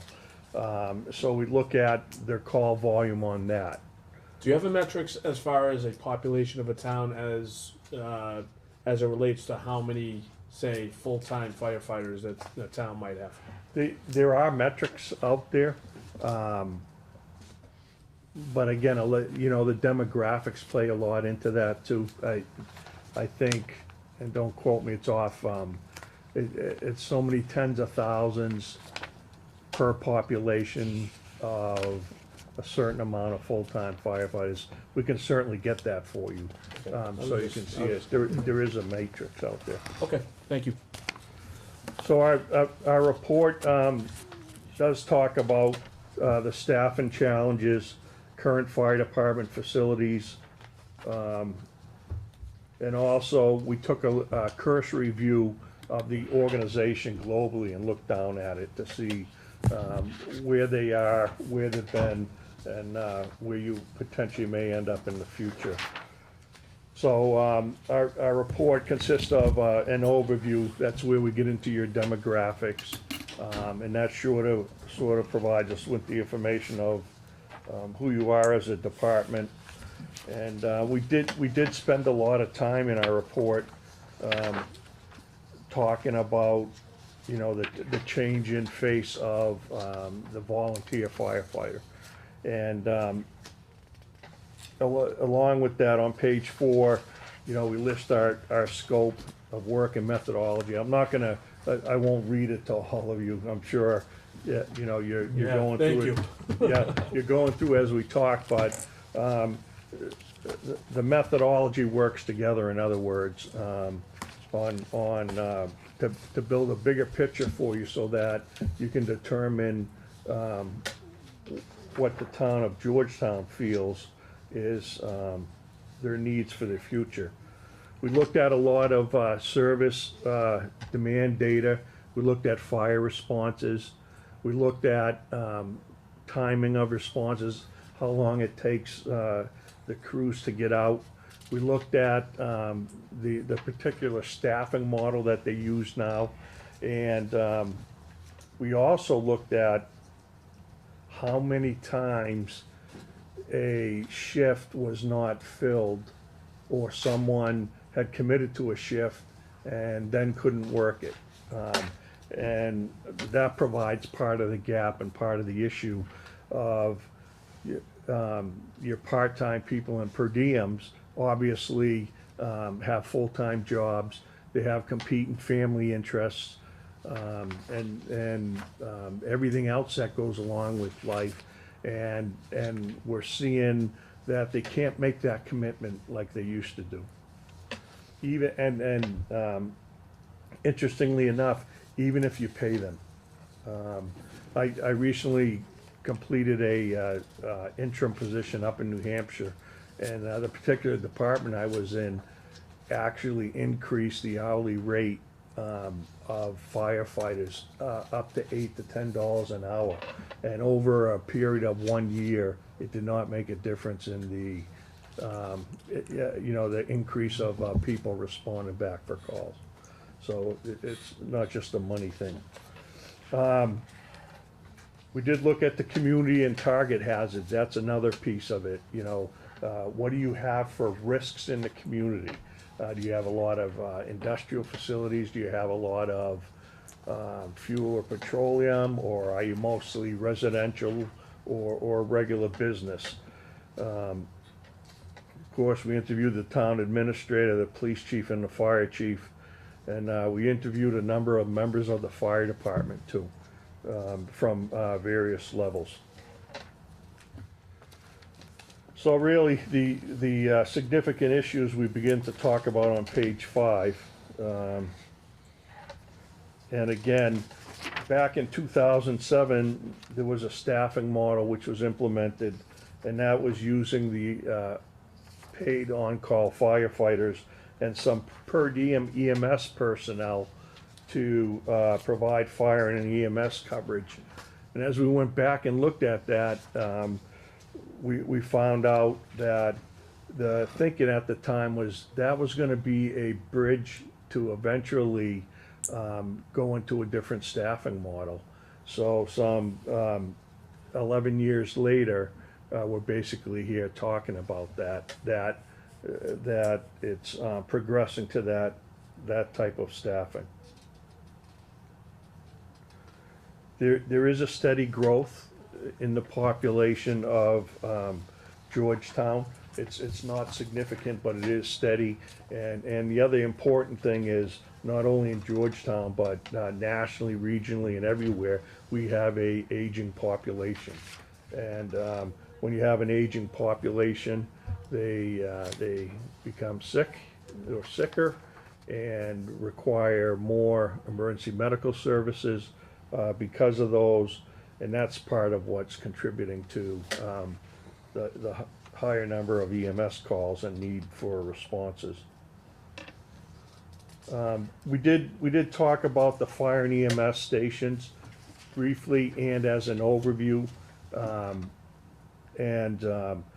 We only talk about it because if you're going to talk about staffing in the future or changing your staffing model, you should look at your fire facilities to make sure you're going to be accommodate anyone if you're going to change that. In other words, if you're going to have people work overnight or cover late hours, you should consider the facilities that they're working in along at the same time. So on page 6, we get into staffing, recruitment, and retention, and this talks about the current shifts, Monday through Friday, and Saturday and Sunday. When we looked at the amount of people that respond back or are active, as we say, Chief Mitchell estimated that about 57% of your 35 call firefighters are relatively active. That means, consistently coming back and responding for calls on a regular basis.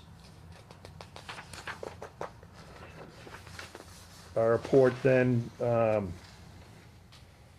we looked at, I'm on page 7, second paragraph. We did look at records between 2017 and 2018. And we did see an incident for scheduled duty shifts being dropped. Again, that is someone is scheduled to work one of the shifts and at the last minute drops the shift. And there's many reasons for that too. Some of it's family, some of it's there are full-time work demands, and some of it's no-shows or changes in their family schedule. There's also a EMS Car 6 program where there's 3 first responders scheduled to answer fire and emergency medical calls between the hours of 9 p.m. and 6 a.m. So these are EMTs who cover, and during the overnight, if there's a medical call, they'll respond. We saw some drop shifts there also, and you can only imagine if you've got a full-time job, you got to get up at 6 or 7 because most of the first responders have full-time jobs outside the community. So they got to get up in the morning, get ready for work, and if you hit an emergency medical call 1 or 2 times a night, you're going to spend a couple hours each treating the patient and going to the hospital. By the end of the early morning, you've lost a significant amount of sleep, and then you got to go work at your full-time job. Yeah, Gary. Do you want me to wait, let him go through the whole thing and then ask questions, or ask questions if something comes up? Yeah, I think I would want you to ask questions as he goes, because this is a kind of a long report, so if that's okay with you, if a Yeah. question arises, I would like to do that. So go ahead, Gary. Okay, now on that Car 6 program, they sign up and get a stipend It's a stipend, yep, for signing up. yep. So, do we only recognize a drop shift when you get a call? No, we recognize it with, when you look at the schedule and if there's an open spot. No, but I thought what he meant by drop shift was someone signs up to do that, and if they get a medical emergency, If they don't show up, they don't show up. that is, I know I've had a couple of issues with that, guys didn't hear it. But also, that could be, because we have 3 slots at night, and if somebody doesn't sign up for one, it remains vacant. Which, But I guess what I'm getting to, when I think of a drop shift, okay, I guess it's the term. In other words, Oh, meaning. drop shift means you haven't got that shift covered, or drop shift refers to the fact that you They- thought you had it covered. Right, but when you yeah, needed to cover, so right. which one is it? It's actually a little of each. Yeah. If they're scheduled to work at the fire station and they don't show up, there's your drop shift. Or if they're part of this Car 6 program, where there's 3 of them, as a team that respond, Yes. and one doesn't show up, it's in a sense a drop shift. So I understand the verbiage confusion. It's not really a drop shift, but it's, But we can still function well with 2, is what you? Yeah, well, you can staff the ambulance with 2. With 2, okay. Yes, sir. All right, thank you. then we go on to talk about, some of the reasons why we're seeing a decline. I talk about a report issued by the Volunteer and Combination Officers section entitled A Call for Action. And that's, again, working towards improving the future of the volunteer fire service. So it's not just a steady decline and nothing's being done about it. There are actually a lot of efforts that are ongoing. However, from a bigger picture, it's not being very successful. As a matter of fact, there is, we talk about grants available to communities that can help try and recruit people too. So that's one of the suggestions we talk about later on. Chief, are you familiar with those grants? Yes, yes, sir. Beyond that, again, I get into a lot of depth about the staffing of people, the staffing model that comes about. Where there once was this large interest of people want to become volunteer or call firefighters, on page 10, we show that there's people that they're not really interested anymore like they used to be. Or they're interested, but they just can't, provide that balance. Any reason for the non-interest? Besides family issues? Yeah, sometimes it's the commitment. It takes a large commitment of the amount of training that you have to go through, the standby coverage that you have to provide. And as far as EMS goes, every couple years you have to recertify, which takes a lot of time. So, you work all day and then you got to go to a 4 or 5 hour class for 24 to 48 hours to maintain your license and national certification. So it's typically those, and the same with, how long's the call academy? Oh, basically the level 1-2 program, 16 weeks, 2 nights a week, and either a Saturday or a Sunday. And then when you throw in the EMT requirement, that's a college semester, 2 nights a week for 15 weeks. So basically, if someone comes to the fire department and wants to get involved, we're basically asking them to give up about 32 weeks of their life the first year to get licensed as an EMT basic and get certified as a firefighter level 1-2, which is basic firefighting through the Mass Fire Academy. Question for Yes, Dave. Dave. So, about to jump ahead here, but, so, I read the report, and I think it's clear about what the organizational structure, what the recommendations are, et cetera. I think what would be helpful for me is if we have recommendations about what's long-term plan, the costs that are associated with that. If we could compare, okay, here's where we're at today with per diem, here's where we would be, with X amount of full-time staff. I think that's probably the only one piece there that isn't Yep. in the report. We can so- provide those. Yeah, that'd be great, Yep. thank you.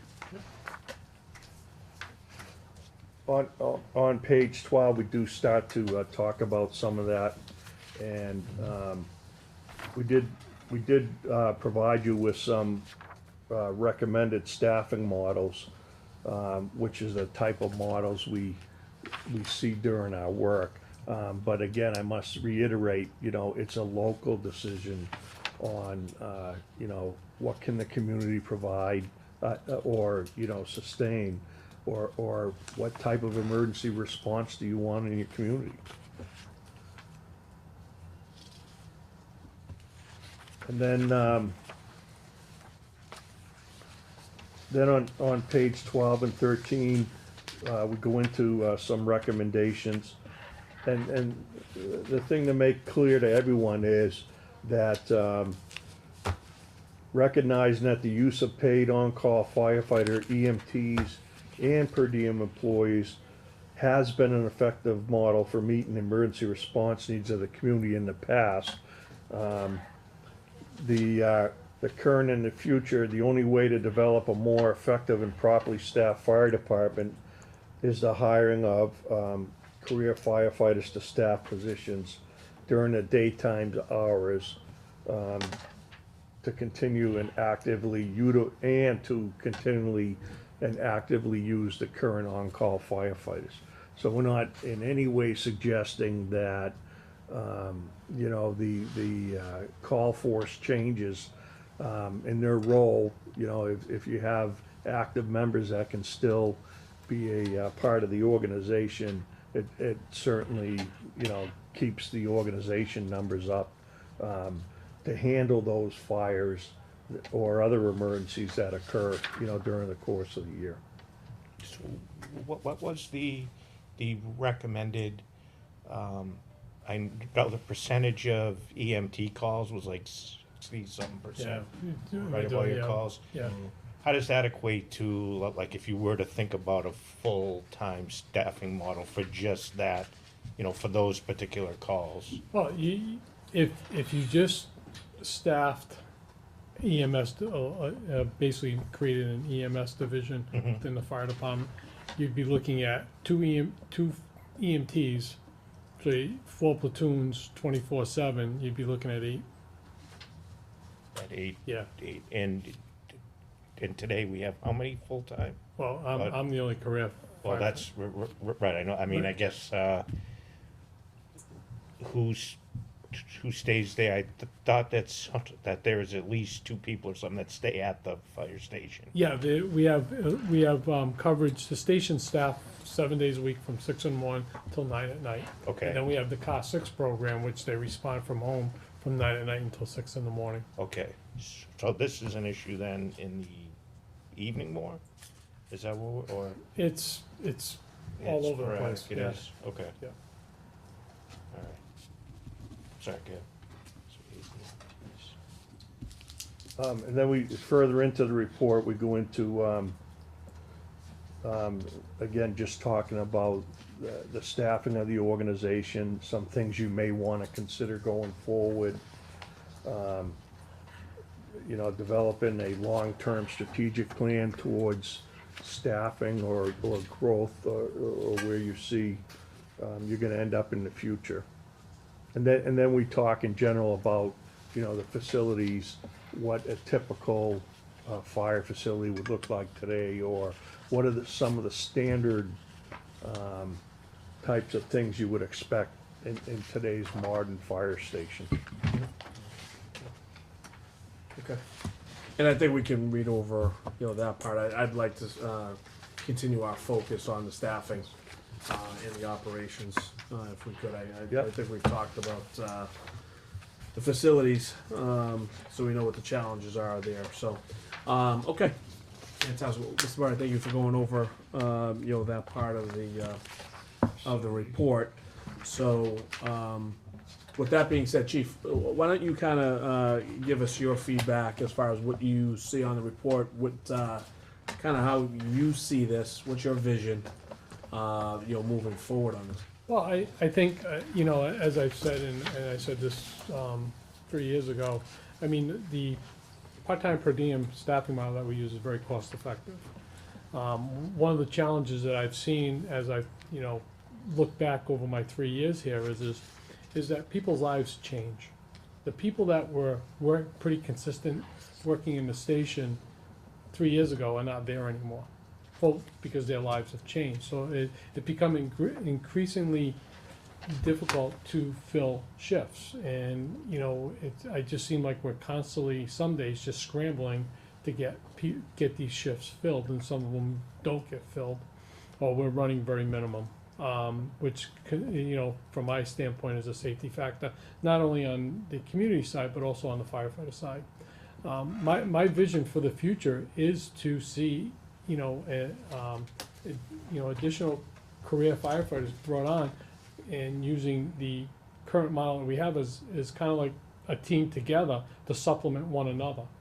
And also still have those members, and I do have a few of them that are just strictly on-call firefighters that when they're available, they come back to calls. Because as I'm finding out, and as Chief Murray alluded to, is the commitment level to this job is getting increasingly more and more demands. And when you have people who are juggling their career, their personal life, and now this other demand, they can give something back, but they can't give what we need back. And it, as I said, is it's just becoming increasingly difficult. So my vision for the future is career staffing supplemented by the part-time per diem program and on-call staffing. So if we hired, Chief, 2 full-time firefighters, for example, in January, as this suggests. Yep. Okay. Let's start there. How would that change the fire department? Well, it would count twofold, is I'd be able to bring these two members on during the daytime, which most From of the. what time to what time? Well, you could bring them in starting at 6. Yeah. Because I have had a few times where from 6 to 8, I've only had one member on duty, or some, it's happened a couple of times. Where Okay. there's been nobody there at 6, but guys come, because again, I got people coming from other jobs, they can't get there at 6, they can get there at 8. So bringing them in at 6, or you could do one at 6 and one guy at 8 and bring a per diem in to work alongside each of them. So it still maintain the 4 members that we keep during the daytime. And then by growing the full-time staff, we'd be able to spread them out 7 days a week and work as suggested in the report, a 4 on, 4 off rotating. So you'd have 12 hours a day, them there for 12 hours. But bringing in the initial 2 means you would have Monday through Friday, Friday. 6 to 6 to 2 would be 40 hours a 6 to week. 2. Yeah. Okay, And and then use per DMs DMs, afterwards. right, which you could bring them in at 8 o'clock and have them work till 4. Because So what happens 2 to? Well, I'd have 2 members on. Myself would be the 3rd. Okay. Okay, because usually we start changing shifts around 3 o'clock, between 3 and 4, depending on the schedule. We may change out a guy at 3, but by 4 o'clock we drop down to three members. Do you find that the most of the amount of the calls are within that scope where the 2 full-time members would be manning Well, the shifts? It's funny because it comes in waves. We get busy. We have those calls from 6 to 8, but just keep this in mind. Between 6 o'clock, especially Monday through Fridays, between 6 and 8, everybody's, as Chief Murray alluded to in presenting the report, people, their full-time jobs, they're going to work. So if I can get 2 people guaranteed coming in, it kind of looks at that and say, you know what, we've got that time covered. Because right now my per diems are working 6 to 3. Even if we brought all 4 in at 6 o'clock in the morning, Monday through Friday, we'd have 4 people in the station at 6. Mhm. So it would increase my staffing by 2. And NFPA for staffing levels for apparatus, 4 is the minimum staffing. Industry standard acceptable practice would be 3. Well, you see that a lot of communities run 3 on a piece, but if you go by the NFPA standard. The other thing that's coming down the pipe here a little bit with the state law is going to be OSHA. And we're going to be those OSHA requirements, which we're still trying to get our arms around. But one of the things that's going to be implemented is the 2 in, 2 out rule. And what that means is for a structure fire or any IDLH entering that type of atmosphere, for every 2 members that go in, you're going to have a backup crew. Unless it's life safety, then you can, that one crew can go in. But if there's no life safety, at that point, you've got to wait until 2 more people back you up. So the ultimate goal, using per diem and career staffing, would be to staff 4 members around the clock. Because we're not a self-sufficient fire department, we have to rely on mutual aid. None of us in the area are, but at least that first truck out the door has 4 members on it. If a medical call comes in, instead of sending, minimum I'm running at 3, then I put 1 guy on the engine. And then the 2 members go out on the ambulance. Well, at least adding that 4th person, you'd have 2 members on the engine, 2 members on the ambulance. If a second medical call come in, which is pretty, I don't want to say regular, but it happens a lot in Georgetown, at least we can get that second ambulance on the road. Because both our ambulances, even though, one's a primary, one's a secondary, it's considered a backup, but they're really staffed the same, and they could be considered 2 primary vehicles. So that would also, assist in that as well.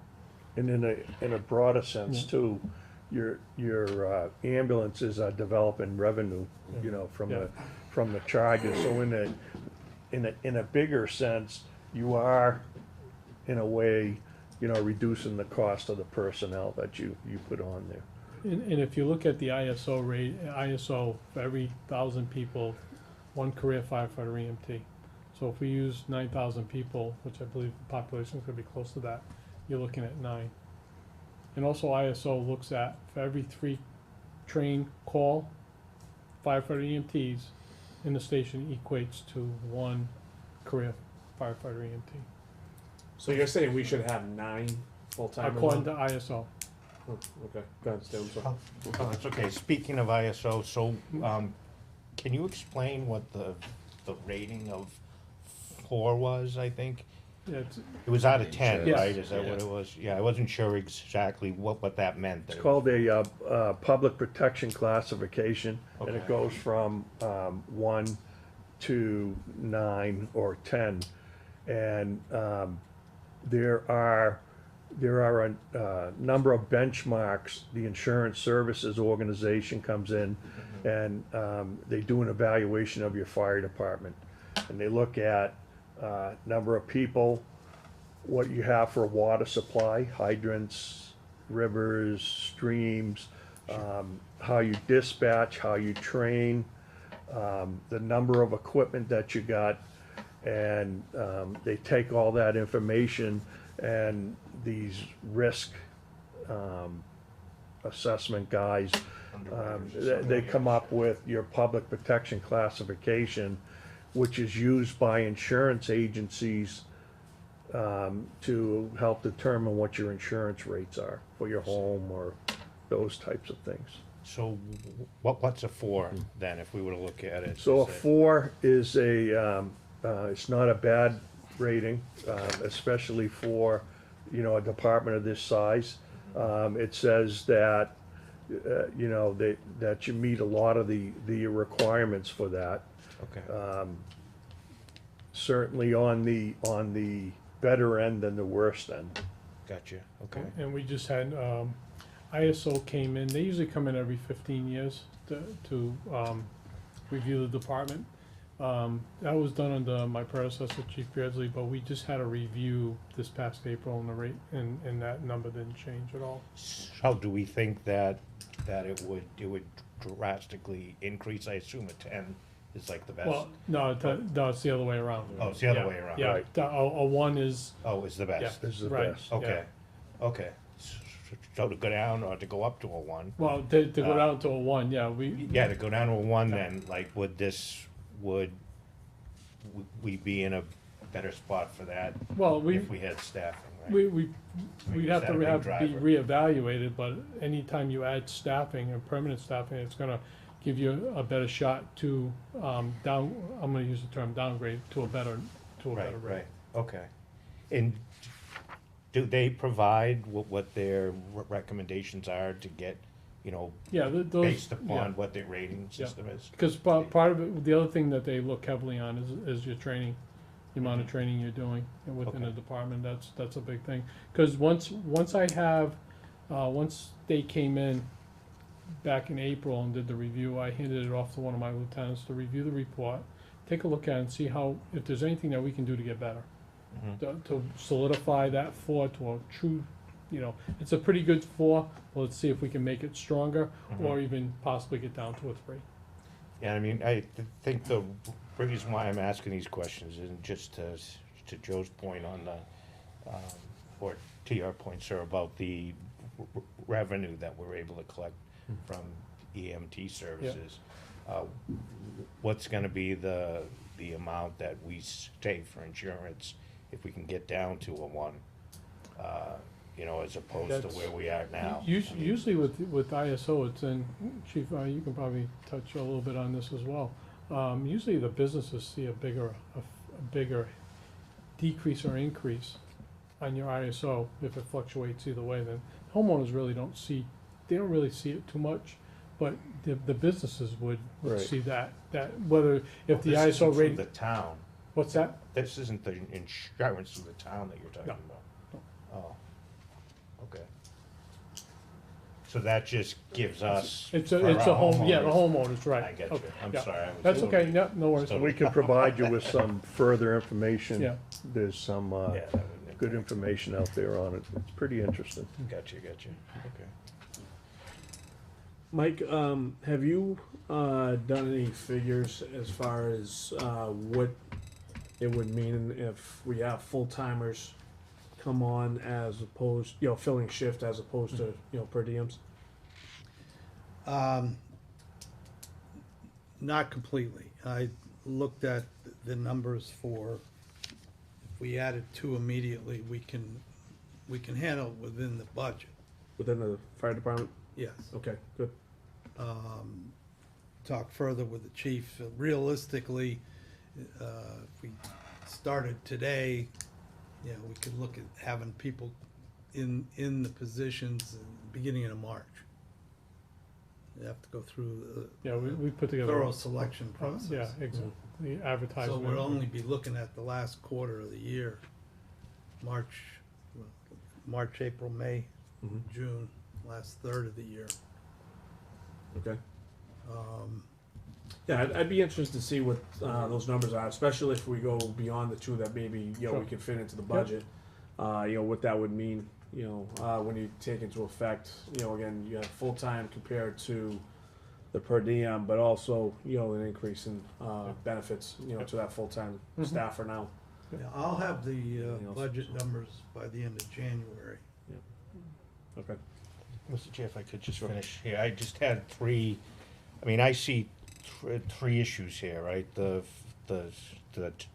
top in my mind is the safety of the residents of town, right? So when hearing that we can't staff or we're having issues staffing, that's a big red flag, right? So I think we need to, to do something for the short term.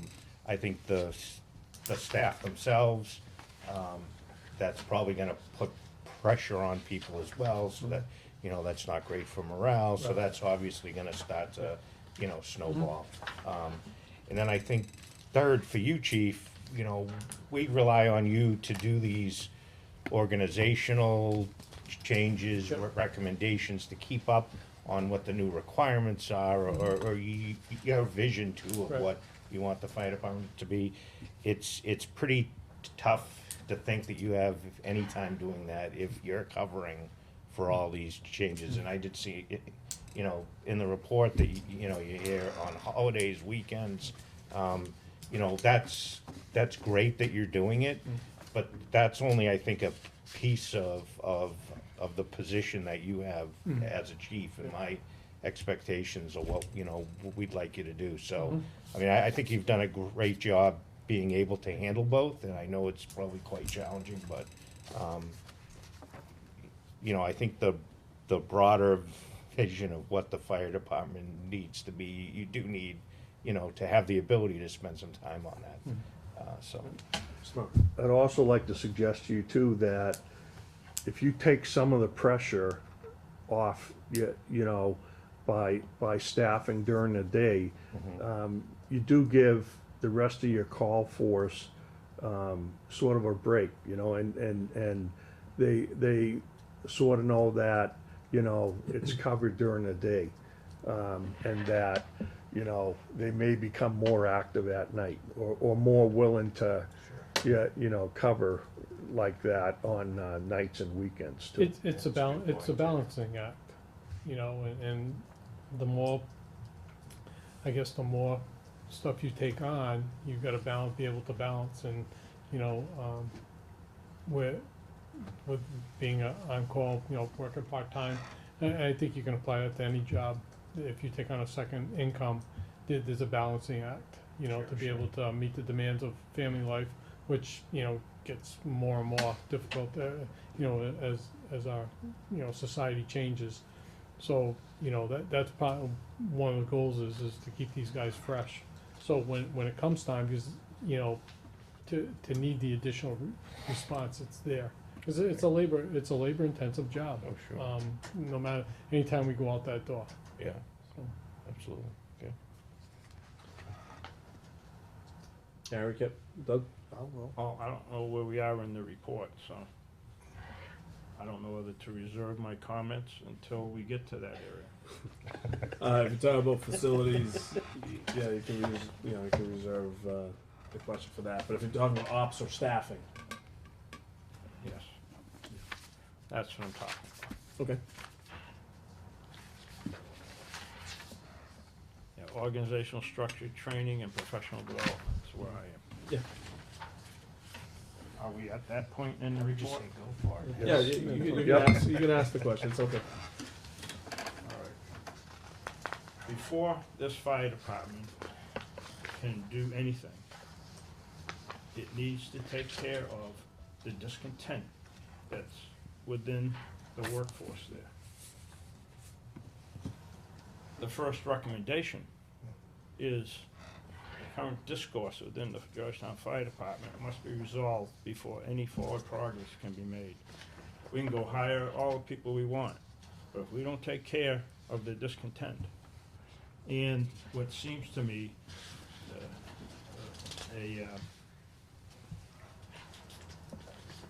and is made mention in the report of a gaggle of complaints and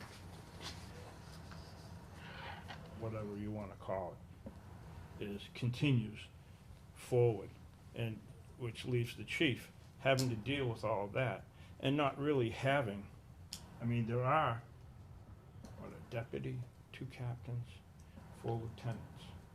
So there are 6 people that are officers, that are supposed to be leaders, that should be within that command structure, that the chief can depend on them to take care of the rank and file. It doesn't seem to me that that's happening if we have discontent in the rank and file. And one of the issues is that how the heck can you have your command staff be the officers of the union? You can't do it. You just can't do it. That needs to be taken care of. But the biggest part is we need to have people that are willing to work with the chief and accept the fact that he's the chief and not living in some imaginary succession program. I think the people that we have here do a good job. You know, there's in any organization you're going to have some you know, discontent at times, but the level of discontent that's within this department is not acceptable. And I'm speaking for myself. The other members of the board can speak for themselves. You know, I know a lot of the folks there. There isn't anybody there I don't like. I think that they do the job. Obviously, the job gets done, and they're noted. You have what, certifications? Yep. You know, from It's a talented group, yeah. very talented group. So, the first thing we need to do is take care of the discontent. If people aren't ready to accept where the command structure is right now, then maybe they need to adjust their thinking in where they're working. You need to have people that will support you. You can have disagreements on how things go, but that's how that structure works. But it's not to the point to where you're unable to staff, or possibly people don't come in because of the discontent. So we can talk about money, we can talk about equipment, we can talk about training till the cows come home. Until that discontent is taken care of. And whatever steps need to happen so that we have a crew that is willing to, I wouldn't say this because they do work together, but I don't know, Chief. I wasn't happy when I read this section of the report. I wasn't happy with it at all. And it's not something that hasn't gone unknown by me for years. There has been, because the previous chief had issues but along the same lines. And if I'm sorry, if I could too, from an organizational perspective, if there's issues there in the organization, the concern is that that type of behavior transmits during an emergency or fire scene, and that then it becomes a safety issue, you know. It- That has been mentioned several times on this board. Yeah. Yeah. So I think we need to concentrate on the most important, which was the most important of this report in that section. Recommendation 1. Take care of the discourse. It could mean that there might be people that decide to leave. You know? But I think that if you have, I mean, my goodness, you have 37 members and you have 7 officers. That's like approaching 20% of the station Top heavy. are officers. Well then, dare I say that officers act like officers and accept the chain of command? And I don't know what you're gonna do, chief, to impart that, but I would recommend that it be made known. Well, You are the chief. Yeah. If people don't like that, then they have a choice. But we can't continue to have the discontent. No, it makes it very tough for me to manage the organization. And I'm, as I know, like Gary, you both were on the board, when Chief Beardsley, my predecessor, and definitely different personality than the chief. The door's always been open. It frustrates me that, people can't come down and talk. Instead, I get emails with documentation of issues. You can't build a relationship if you don't communicate, and I don't mean that by sending emails. I know it's a form of communication, but a form of how you build relationships with people is by communicating, sitting down and having that conversation. To find, right. To identify an issue and then find the common ground to fix it. The constant flow of email suggests paper trail for some other extraneous purpose. Yep. Yep. Unnecessary. It's a small station. Everybody knows each other there. Yeah. You should be able to sit down and talk. I agree 100%, and that's always been that's why the door's always been open. You know? That's why when you walk in the station, just look to your left, you'll see me sitting right there. My desk isn't up against the wall by the hallway, so you gotta really stick your head in to see if I'm sitting there. It's there. There's 2 chairs sitting there. Anybody can come in, whether it be the general public to, a public official to a member of the department. I'm They have a assuming concern. that you have regular meetings with the command staff? We do meet, but not as much as we should, I'll be honest with you. But it's kind of tough to meet when there's other things going on, trying to address. But I mean, is it hard to get the majority of them together, being No, that they may have other full-time? no, I think jobs? we can get them together. We met recently over an incident. So but from a standpoint, should we be meeting more? Absolutely. Absolutely. But it's gonna open up the lines of communications, and that's why a lot of times I would prefer to discuss an issue than go through email. Have something sent to me and say, well, this is an issue, versus coming in and sitting down and talking. Well, the proper use of email would be then after a meeting. Right, to To follow say, up. hey, this is what we did, let's make sure we're all on the same page, this is what we discussed. I agree. Agree. All right, well, Think you good, or you got more for the time being. timing? Gary, go. I'll be happy to go. Chief Murray, you started with page 29 with that, despite these challenges. And I circled that whole paragraph. It's highlighted, and I want you to know, I wrote a note, and I want the chief and the whole department to know this. On that, I wrote a note that we've got the base. That we know. I'm very proud of these guys. And they're proud, firefighters as a whole are proud of Yes. I've stated before here, regardless of the problems that we're seeing at this point, I have never felt unsafe in this town, knowing that these volunteers, career people Yep. are out there covering this town. I want to state that. Yeah. I also want to state, Chief Murray, I don't know where Chief Mitchell got the money, whatever, to do this report. I think I'm in my 10th year here now. I've seen a lot of reports. I read this one with heart. This one goes into depth.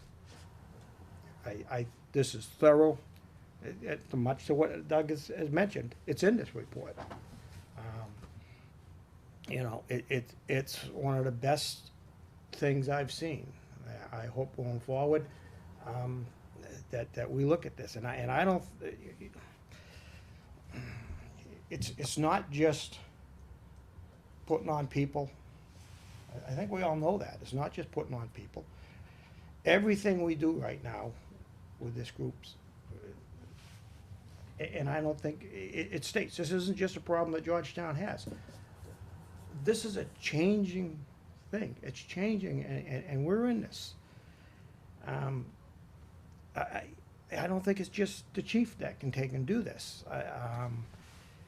You know, let me read something just for the public that people may not know that's in this report. And I thought this was great, and it talks about the responsibility of the job, and this was on page 8. You know, and it talks about the evolution began largely as a result of the 1966 paper entitled "Accidental Death and Disability: The Neglected Disease of Modern Society," which highlighted the fact that accidents at that time, 1966, especially automobile accidents, were the leading cause of death among persons under the age of 38. This report highlighted the dismal state of emergency first aid and recommended training firefighters in emergency medical services. And I think that's obviously where the evolution of what we've got goes. I've grown up in town. I grew up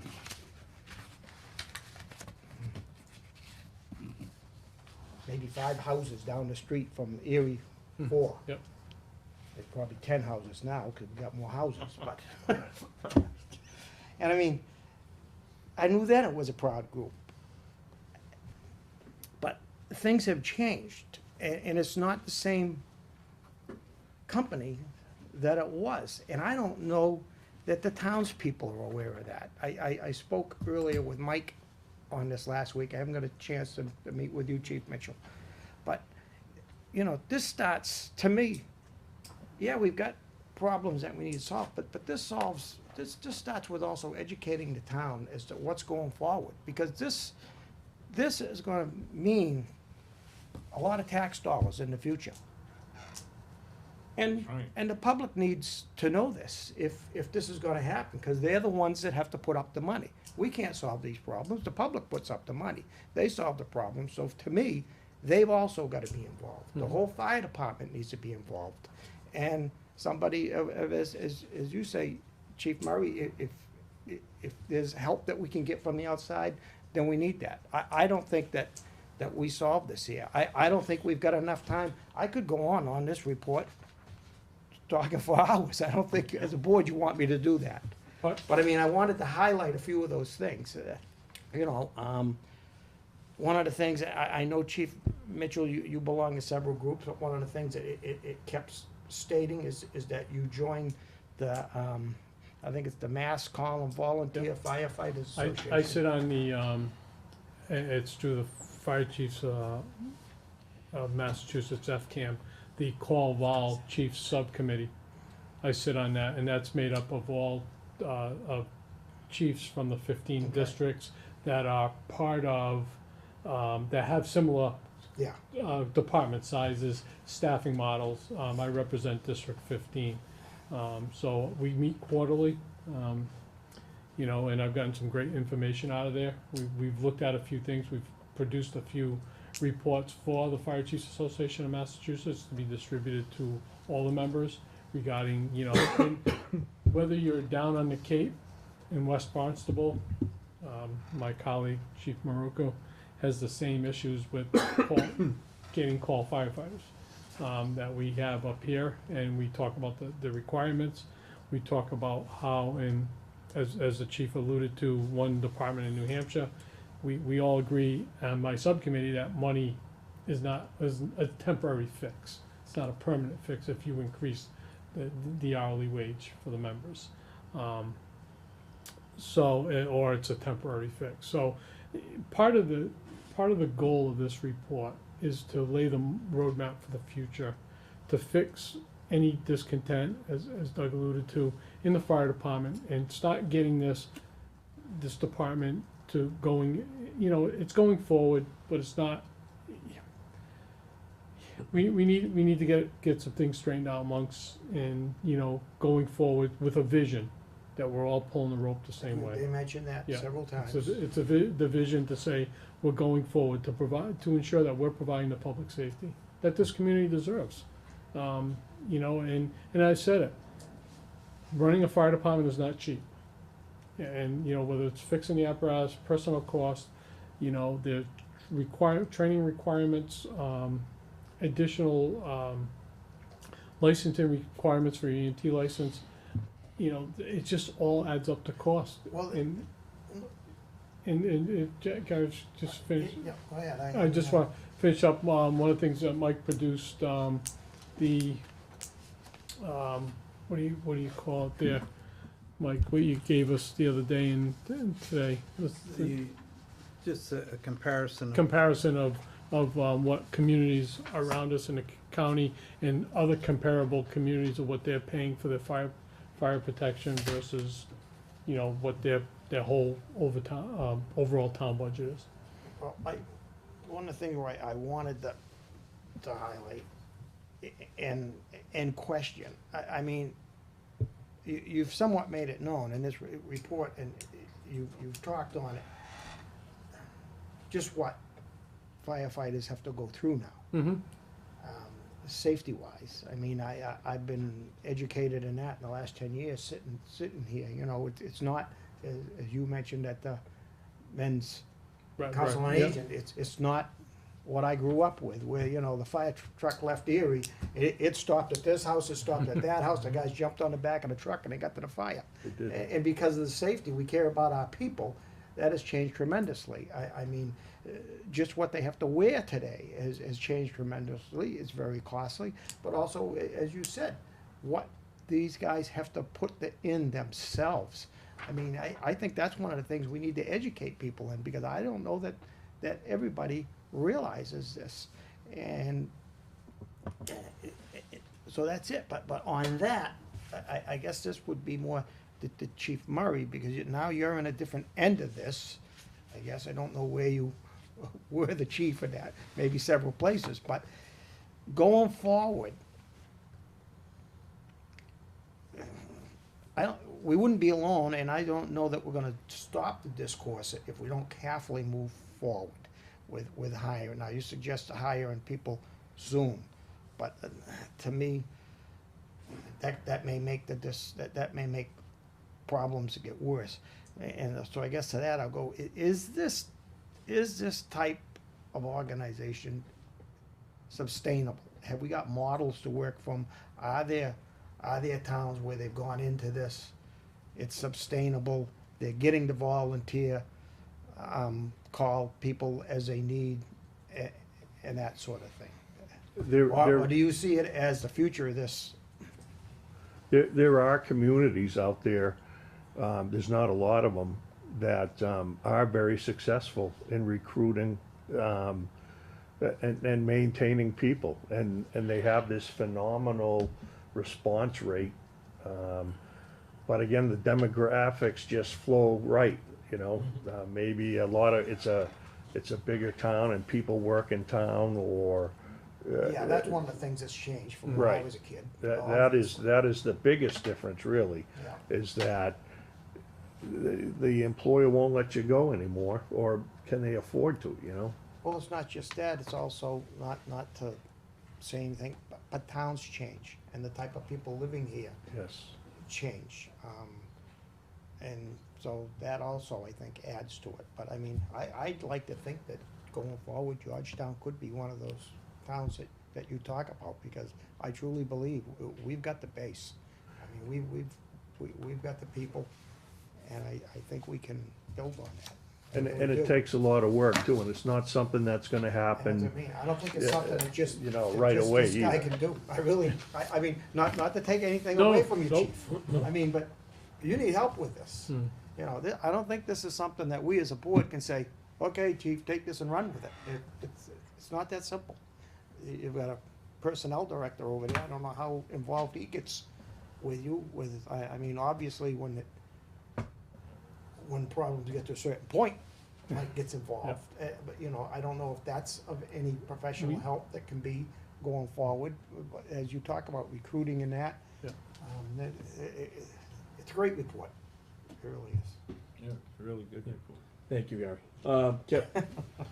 I just want to say, I mean, it's very clear there are problems, right? There's discord. This is a patient safety issue, in my opinion. You know, we've been talking about this for a long time, way before I even came around. And you know, what's great about this report is that there's a lot of recommendations in here, in my opinion. There are a lot of great ones in here. There's some that we can do right away. There's some that don't cost any money. The staffing model, in my opinion, doesn't work.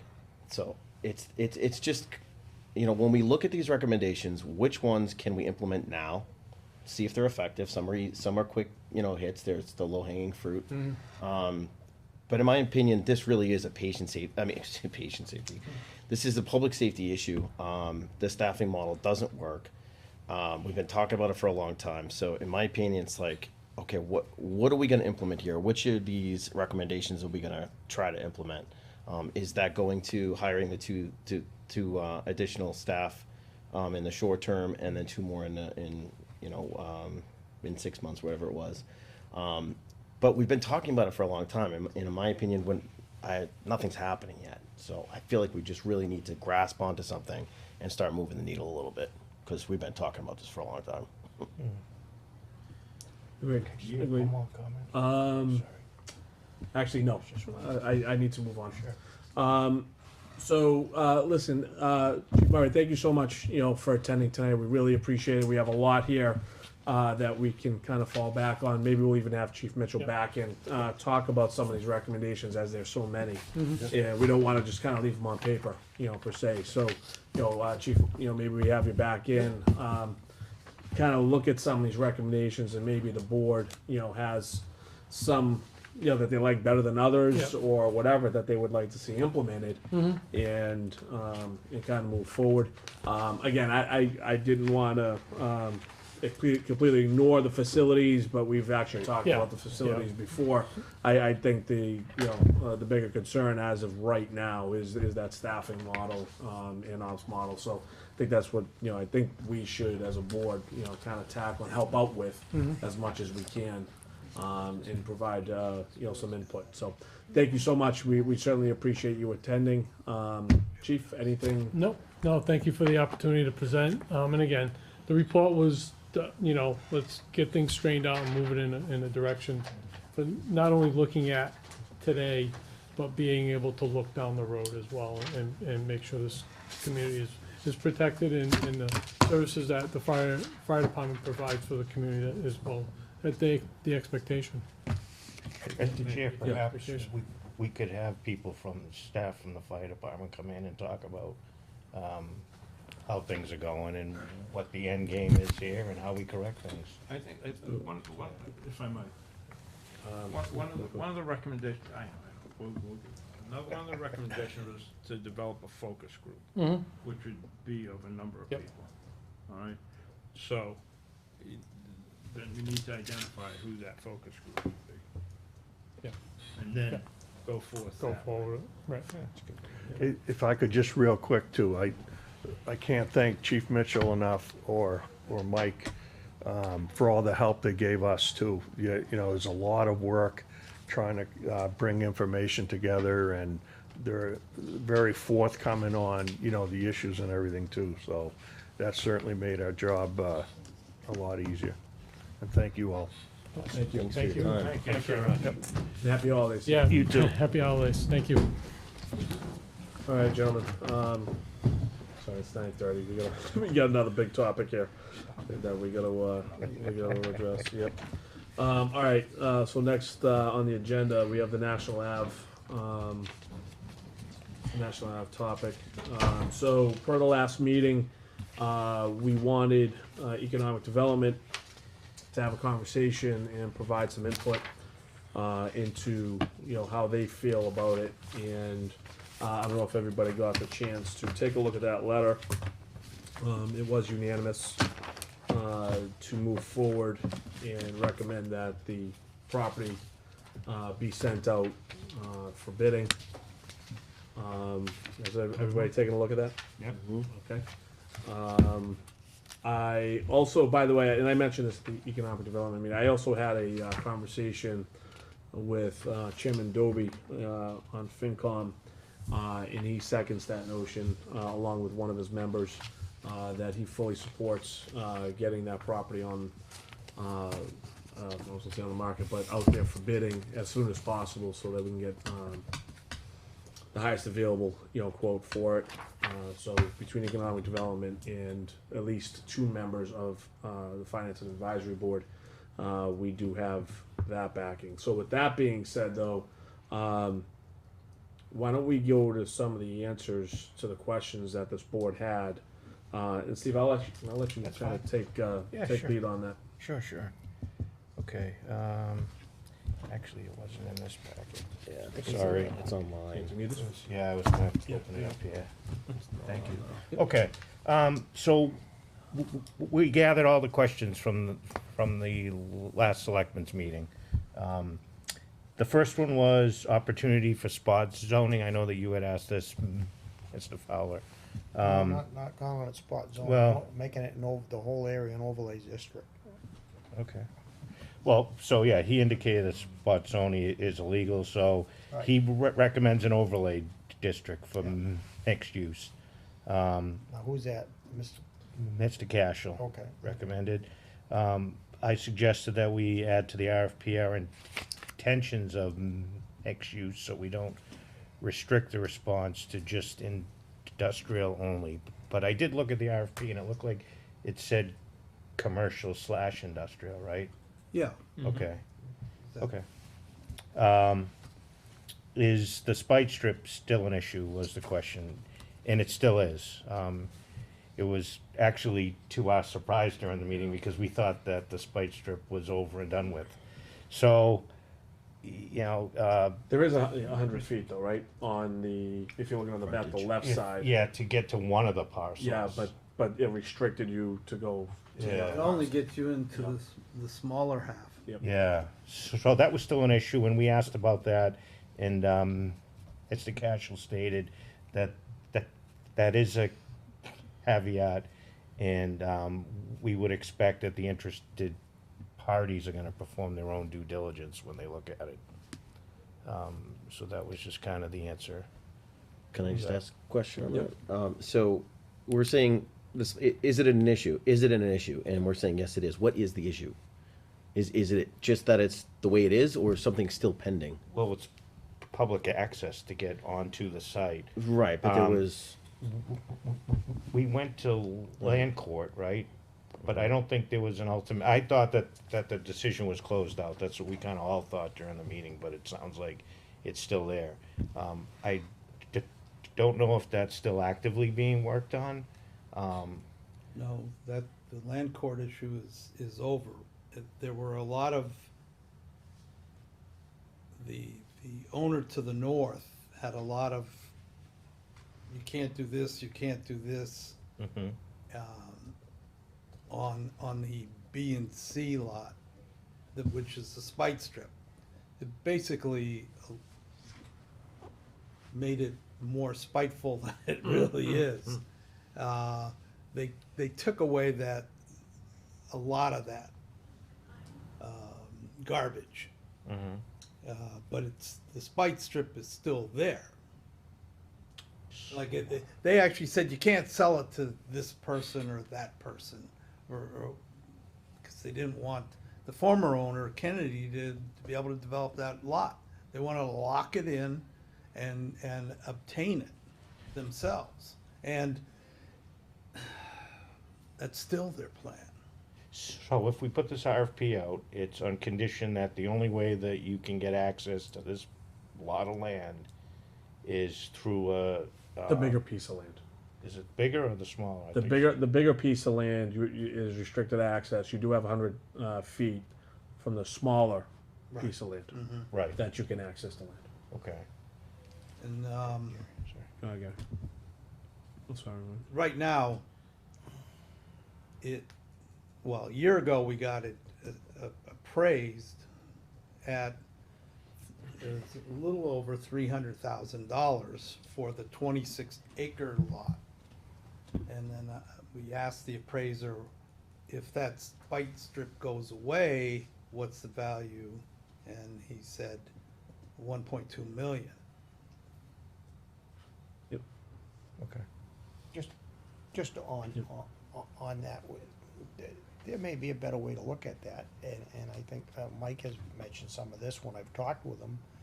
And, you know, on this RFP, where we want to see the proposals, and if somebody comes in and their proposal overcomes that by building an even larger project and taking in some of the other parties' land, then that solves it. So it may not, you know, I think part of what the RFP is trying to find a solution to that. We as a town perhaps can't go out there and find that solution, but the people putting the proposals, And just to hopefully throw- they can overcome that. And just to throw it out there, don't forget that land, along with some other plots, is also for sale. Right. So Yes. the person that might be interested Yeah. in this also might want to just buy that and say, all right, you know, I'm buying Yes. it all. So, Okay. 3, although we subdivided into 2 lots, the land is still on the tax register as 1 lot. There is a concern, and I think you expressed this, Mike, that the town would need to sell this as 1 lot. And we asked Mr. Cashel, he confirmed that it's 2 A&R lots, and the town must request from town council to split the deeds. Yep. So that's where we are at that, so. A question on that? Yep. Can we do that as a board? That's not something that we need town meeting approval or something? It's just spending the money to get the attorneys Yeah. to do that's that? it. Mhm. Okay. Okay. EDC to review the draft RFP and provide feedback, Mike to fill in gaps before sending document to EDC. So we didn't receive a draft, so we can't provide any, so the EDC did not provide feedback on the RFP. EDC to draft advisory letter to BOS with recommendations, and Mr. Bonavito already stated that that's in here, which it is. Share details, what discussions members have had with prospective buyers, what do they want to build. So there are no specific ideas of what to build. You know, there's only been conversations with realtors, and I think we all are very cognizant of the fact that, you know, that we don't want to communicate directly with potential buyers, because we're ultimately deciding on this. So that was a discussion, and I think we were all aware of that. Have we considered approaching Healthy Farms? That's funny, they were just there, about purchasing the land, and the response back was, well, that's where the RFP is it's gonna go publicly. We don't need to go from place to place and ask about it. The other question, Athletic Field Committee is currently paying for a field study, which includes this land. Do we wish to wait until the study's complete? I believe that we did get a email from Jeff Moore about it, and he had stated that that wasn't going to be done like until the end of 2019.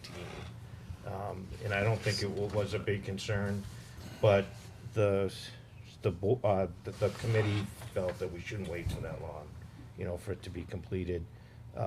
And I also indicated, I think you guys have read the draft RFP.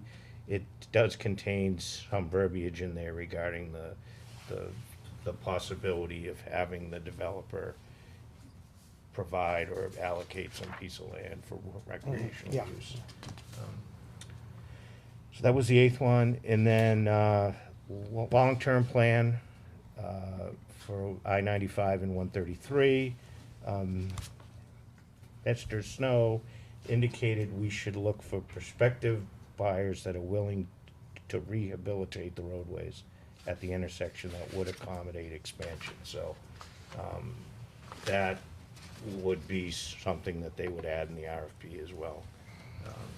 So that was kind of the answer about expanding the, or about what the long-term plan is. I don't think we really had any other feedback on that. I don't know if that answers your question, Mr. Flower. Okay. Well, can I speak to that? Yeah.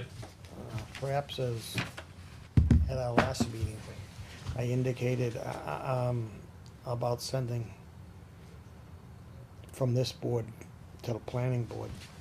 Do you think it would be helpful if, let's say, at the Economic Development Committee's recommendations, that this board, at least some type of notice to the planning board that perhaps they need to be looking at future zoning for this entire intersection, making it some type of a overlay or increasing what it's zoned for? I mean, at some point, I think that's gotta start, and I don't think it's really started, or has it? Well, the town planner, he made the recommendation that he would do an overlay district, so we didn't formally ask him to go to the So planning board, he's- but we certainly can. Well, I don't know what this board feels. I mean, I certainly would be willing to make some type of a motion there that we're. Well, let me that we- back. The overlay district, first of all, again, unanimous decision to get that land and get it on the market to get bid on. I think John's point was the proper thing, if you were gonna rezone, would make it into an overlay. He's not saying that he recommends us to do it now, but that would be the proper thing if we decided that we wanted to rezone. John will tell you right now, if he was here, his recommendation is right now, as soon as possible, is to get this marketed and get the highest and best use. I'm not get the saying no land, to that. Going, so. I'm just I saying. just wanna make sure we were clear. No, I'm just saying, on at that. what So- point do we decide that as a town, we're gonna at least take a look at, do we wanna go down that avenue? It's gotta get started somewhere. Maybe it needs to start with a letter from this board, I don't know. Well, I mean, I guess that's, Maybe we're stepping out of bounds because we do have a planning department, but well, I mean, we could certainly have a conversation, send a letter at any point in time. I don't think now is the time, but we could certainly, get them involved. I've been a proponent for open communication since I've been on this board, and I think we're doing a good job with it. So if that is something that we feel like we want to do, then we'll invite them in, send a letter, whatever it may be. So, one thing on the RFP, the draft, is I know there was a section that we all felt that needed some more information on it. Mike, can you expound on that? Because I know you and I talked about that in terms of, really, that section page 10, is really dictated by the board, yes? Yeah, the whole process is gonna be a disposition and development agreement.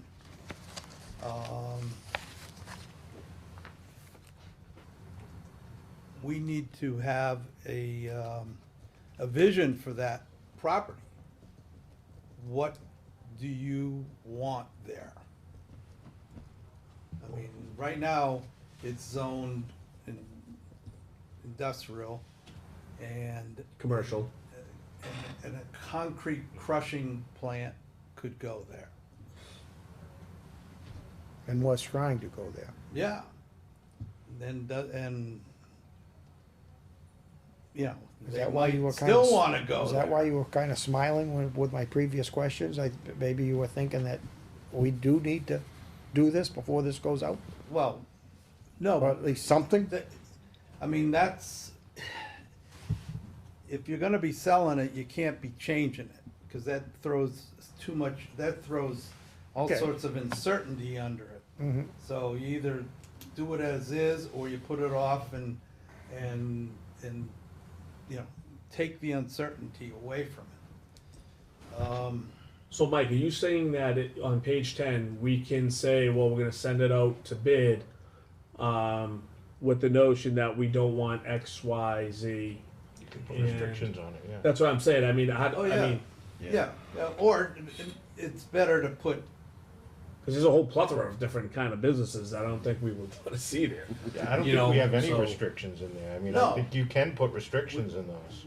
we're just saying if you do it this way, you'll get a better, a higher score on the proposal.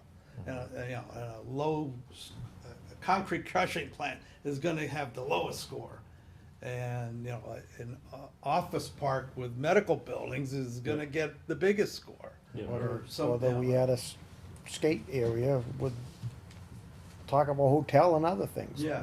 Would- Well, I don't even know if the hotel's legal there So right that's, now. that's one of the things that we didn't talk about, though, was, and I did go through and see all, you know, the way that we're gonna rate it, was, you know, it's, obviously, it isn't gonna be the highest price, because if it was, I think those procurement laws basically say you put that in the RFP.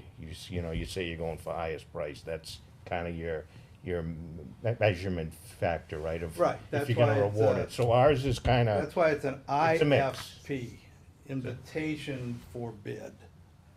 which one's in IFP? What we're doing is an IFP. Oh, I thought it was an RFP that we were doing. Okay. Oh, that's good. We don't want Okay. to just take the highest. Right. bid. And I think the other thing, again, I was in support of this at EDC. You saw I was a vote yay. There were no opponents and there were 2 that were absent. But I'm good with the fact that we can throw it out, we can see what we get back, we don't have to make any decisions, we can cancel this whole thing. I think the only concern I have from like a process standpoint, and I don't think it was kind of in the area of economic development, that's why I didn't bring it up, but, you know, are we gonna establish a committee to review these? Who's gonna score it? Is it gonna be you? Are you gonna decide, Mike, okay, this is the Well, I best wouldn't be score? the only decider, but. Well, that's my question, yeah. Are we gonna establish a Purchasing committee? officer, Yep, I'm responsible for it. right. Are we gonna establish a committee? Do we wanna know, okay, here's what we wanna get out of this? You know, if it isn't the highest price, is it gonna be what's best for the people in the town? Is it best for, you know, for using the resource? Is it gonna be only the tax register? Is that the purpose that we wanna sell this for? I just don't think that we've, like, to make a decision, I don't think that we've thought it through in terms of how this is gonna work after we send out this or this IFP. This Well, is something of that on part page is- 6. Is written in law, What's that? what you do once it's been set up. When it comes back, you score the application. Yeah, that's in the whole back of the section of it, but Yeah. it's also mentioned on page 6, Yeah. section A, and that talks about we maybe wanna hire a consultant. That's where I had wrote something down about, well, what about the cost of that? You know, so I mean, we're on Yeah. the same line there as the. I'm just curious about the process after we Yeah, get feedback. yeah. I'm all in favor of us throwing it out there, but I don't know what we do after we get it back. So it sounds like what you're saying is we wanna move, but And it's still a draft, so I mean, I can't. Yeah. I don't know, there's still a lot of blanks in here. so I don't really know what the final version is. You know, as far as the vision for it, I think maybe a simple way to do it is you list the zoning what is allowed there by right in the zone. And then the things you don't want, you know, even though by right they could build it, you can say, well, if you're gonna build that, we're not gonna sell it to you. And you can also list what's allowed by special permit. So Okay. you'd have a wide range of uses and a wider range of values. I think that's a clearer way to communicate what the town wants there and what they don't want there. And to that point, Mike, I just don't see how, I mean, it's great I have the ability to make this decision for the town. I still can't understand why that the townspeople aren't involved. I mean, if we do have in this IFP and we get to a contract, is the town involved then at that point to say that we do accept it for whatever value and for whatever purpose? Or the town's not involved in this at all? I think, So it's, the selectmen are by law given the authority to dispose of this property. but, As elected official. but to what Mike said, if you worded it that, can't remember what you said, but sort of, if you go in front of the bylaw committee, or whatever they are, Zoning board. the zoning board of appeals, to get something, the town's definitely gonna get involved there. Because then it's If put they up. need, if they need a permit. It's expedited Yes. permitting for Yes, this. that's what I mean. No, If it's they, expedited zoning permit. permit is different than but you said, building. but you Well, said, we it's- could say it's zoned you for can't be this, compliant. but it could get permission to go to these. Yes. And really about the only way it would get that would be to go in front of the bylaw. Well, they'd the have, zoning bylaw. they'd have their final say, yeah, Yeah, they'd and have to so- approve it. So what I'm saying, at that point, But it could townspeople be can get approvable. involved. It is approvable. You know, as long as Everything they, they meant. they deal with the wetlands are probably gonna be the biggest driver of anything that gets.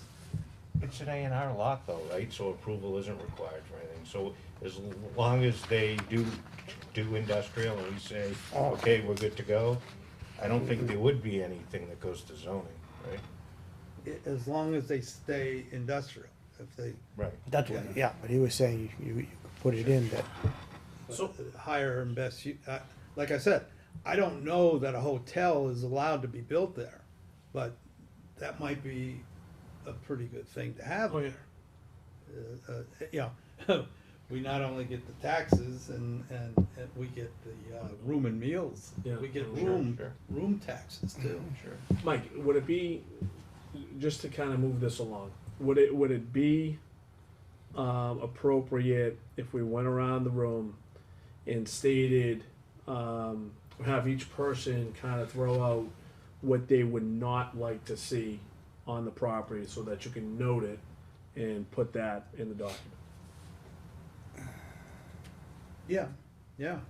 The other thing I need to know is, even though, I mean, it's been subdivided, you know, and the proposal is written for the whole 26 acres. And I think I alluded to this, a couple of you. Do you sell it as one property, even though it's subdivided? Or do you sell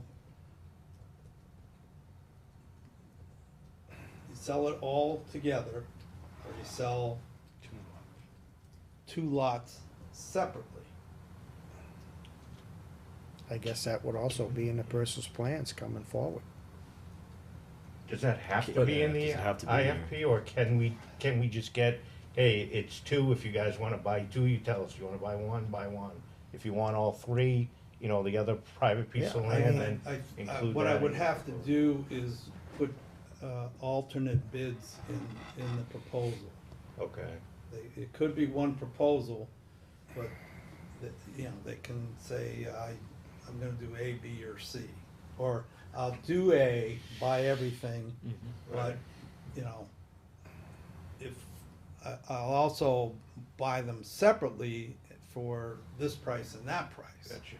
Right. Because right now it says Are you we can only submit required- one. Yeah.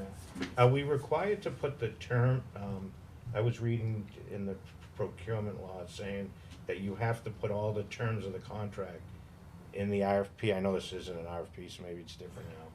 You can't add on after the fact. So say we get we get someone that's interested, we all approve, and then we do a contract and we start adding all the terms and conditions that weren't in the IFP. That No, That's not- there's considered a back end to the proposal, and that is. Negotiations. No, that is the contract. You don't negotiate the contract, Okay. there's a On- standard, on the IFP, we're adding something to the end of it. Is that what you're saying? yeah, the formal contract. And- Should we see that? Or It- is that, no? No, because it's dictated by law. I mean, I'll give you a copy of it, but it's. So on that back end, I would rather, and maybe we can each go around the room as well, I would rather sell it separately, because if you put it on and ask someone to bid on both, right, you might lose buyers that might want the big lot but not the small lot, right? But you're not inhibiting yourself if someone does want both, right, and put them on the market separately, right? Where you might lose buyers if you put it on as one lot, right? Where, again, someone just wants the big lot because it's the bigger lot, you have upland, right? So if you put it on separately, you're not losing anybody because they can bid on one, they can bid on both, one or the other, whatever. It just opens up the bidding, for an individual buyer, rather than, pushing both plots of land, on a buyer, even if they don't need one end of it. So let's go around the room on that. All right, Guy, why don't we start there? I know you had your hand. Well, I had a question for Mike, and as Mike, are you working with John Cashel on this, or is this all? On the proposal? Yeah, No. you don't think that would be wise, or? I mean, especially on this part about what we plan for the development plan for the site. I mean, he is the town planner. John has pretty much pushed this on us now. John has basically said, okay, I've done as much as I can do. Okay. He's talked from economic Well, development and whatever, and and he's basically saying, Board of Selectmen, go at it. I don't and fully set it up. understand your question, but I think the sum of what it is, and I wanna know now, do we need some type of a motion from this board to pay to subdivide this land? No, it's already such a great. Yeah, but no, we gotta get legal, Need to do the legal work. so do we need a motion from this board to follow through with that? Well, I think we have to do that anyway. We need two deeds. We've subdivided it, so in order to market it, we have to have two deeds. That's what I'm saying, do we need a motion to Well, we allow you already to? did the approval to subdivide it, which includes you gotta record the two deeds now. So Okay. I would say that was. Okay, yeah, okay, I'm following you now. Yeah. So,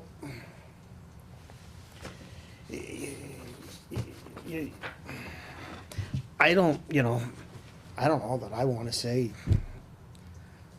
that there's anything that I don't want there. I mean, I see better visions for that than just putting industrial there. Now, I know that, Massachusetts came forward and said they see that as the best thing for that area.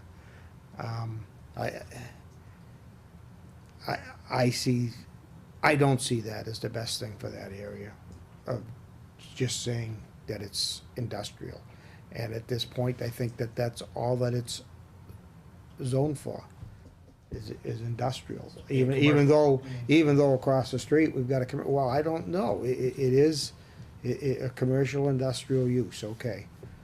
But I don't fully understand what is commercial. Do we all fully understand that? I mean, you're saying you were not sure if a restaurant can go in there. I mean, a restaurant's a commercial business. A hotel would be, I would think, a commercial business. That's specific commercial, are we right? sure what it's zoned for? That would be, I think, food. Well, that's So, what I we mean, but I- discussed that's- in no, the I'm just saying, meeting. you're I asking- thought we said we wanted it to be Commercial mixed could use. include residential.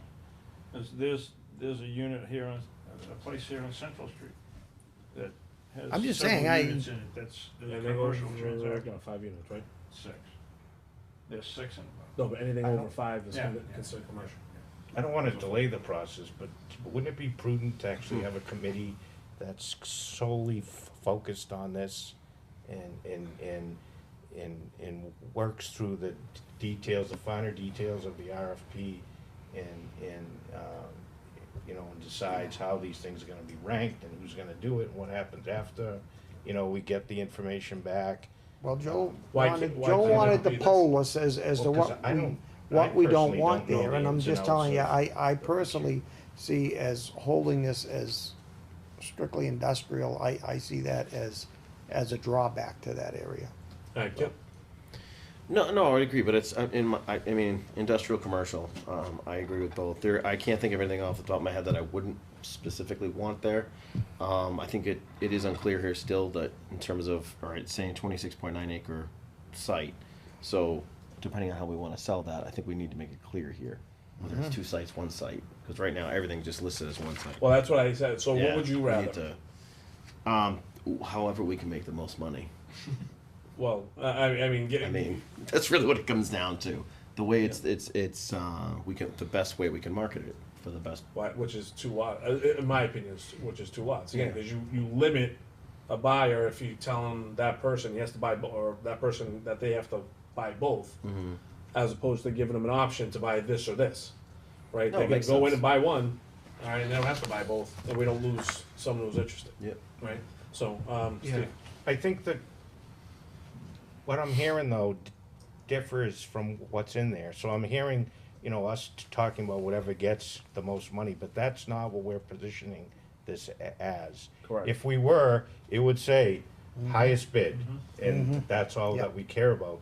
It's a combination of, is it good for the town? Is it, you know, is it gonna bring in jobs? There's a whole list of criteria there that we're going to base it on, not just the price. So maybe we need to talk about, is it just the price that we want, or do we want it to be something more than the price? I don't know. Yeah, but that's another those question. conversations once we get Once the we get bids, the guys. proposals. What I'm saying is, let's rule out, for example, I don't want any adult entertainment facilities, right? For example, Yeah, right? no, that was one I mean, we don't want any of that. We don't want anything There's an that's overlay gonna, district there, right? that's gonna Adult produce- But overlay district? I don't know that Yeah. you can legally Yeah. put that in there because that's what's it's zoned for, I think, one of the but that's, things. but but yet, can't we? Because we don't wanna waste anybody's time. We're gonna say, we're not gonna entertain. That's right, Mike? Isn't that what we're saying? Yeah. Yeah, let's put these kinds of businesses in and say, we are not going to entertain these types of businesses. So, you know, say, like, for me, it's, some is, 2 lots, right?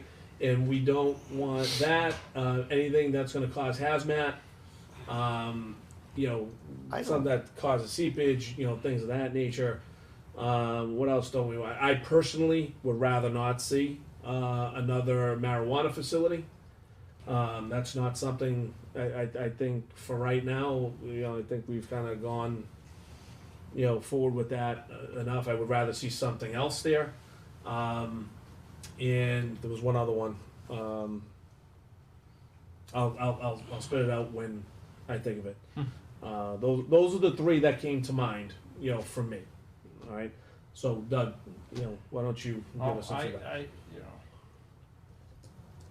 Oh, I'm sorry, construction. Like Mike said, I don't want any, rock crushing plants or construction sites or anything But like it that. goes so well next door concrete mixing plant.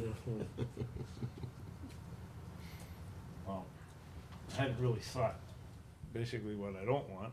I've thought of what I do want, what I would like. Yeah. But I've always been adamantly opposed to big box stores because I don't think we need any more traffic. And I think that I'd rather see businesses in there that could offer a higher wage job than you know, the retail establishment can. But, I mean, personally, I'd like to see a nice medical facility. Yeah, no, that'd be perfect, that'd be great, fantastic. So, but I don't know, we have to be careful. I mean, we'll determine, I think the. yes, yes, yes, no, no, no. But there is, and I don't want to get into the real discussion about, there are several different overlay districts within that overlay. Okay? There is an adult entertainment overlay district there. There is, you know, cannabis overlay district there for medicinal and recreational. But the beauty is that this board has the right Well, to. no, that's right, you know, that's right. say So yes I or no. don't want to sit here and say, well, I don't want this and I don't want that, you know, because it kind of makes me biased. Well, I also think that the process takes that into effect. Yeah. When that comes back, I think that's where you get to make those choices. I think if you front load it with that you're being discriminatory. I mean, you know, That's my concern. if it is, you know, if you said, I don't want that, I mean, somebody might wanna come in and put a group of the theaters in there, okay? But if you says, well, we don't want nothing to do with that, well, you never know what, you know, are you opposed to R-rated movies? I mean, somebody may not wanna come there because it's that. I mean, I think that the thing itself, that's where you get to weed that out, is in the end product. Because that's what Mike said, you're gonna judge this thing. And if someone comes in and says, I'm putting an adult entertaining district in there, they're more than welcome to make that, especially if they wanna give us the money, you know. But to that, and Well, I think that's. and whoever's in the future, by the time this happens, it could be a whole change of the board also, so you don't, I I mean. want input from the town, I'll just I think it's great that we're doing this, but I think for us to do this I think ourselves, I think it's doing a disservice to the people of the town. We just said that there's not a lot of property I left here, so if it comes to decision time, and I think to your point, Gary, there may not be people on the board, right? So it may be something completely different than what the Yeah, consensus they may have a was. different vision I of don't what know, this board but has. I'm okay with releasing it, and we could cancel it, and that's fine. I just don't think that we have all our ducks in a row in terms of the process and how this is gonna work I agree with afterwards. you. Can I ask a question as to the money that they have to put up there? That is, Mike, you mentioned Pull that, that out of the air. you pulled it out of the air. Yeah.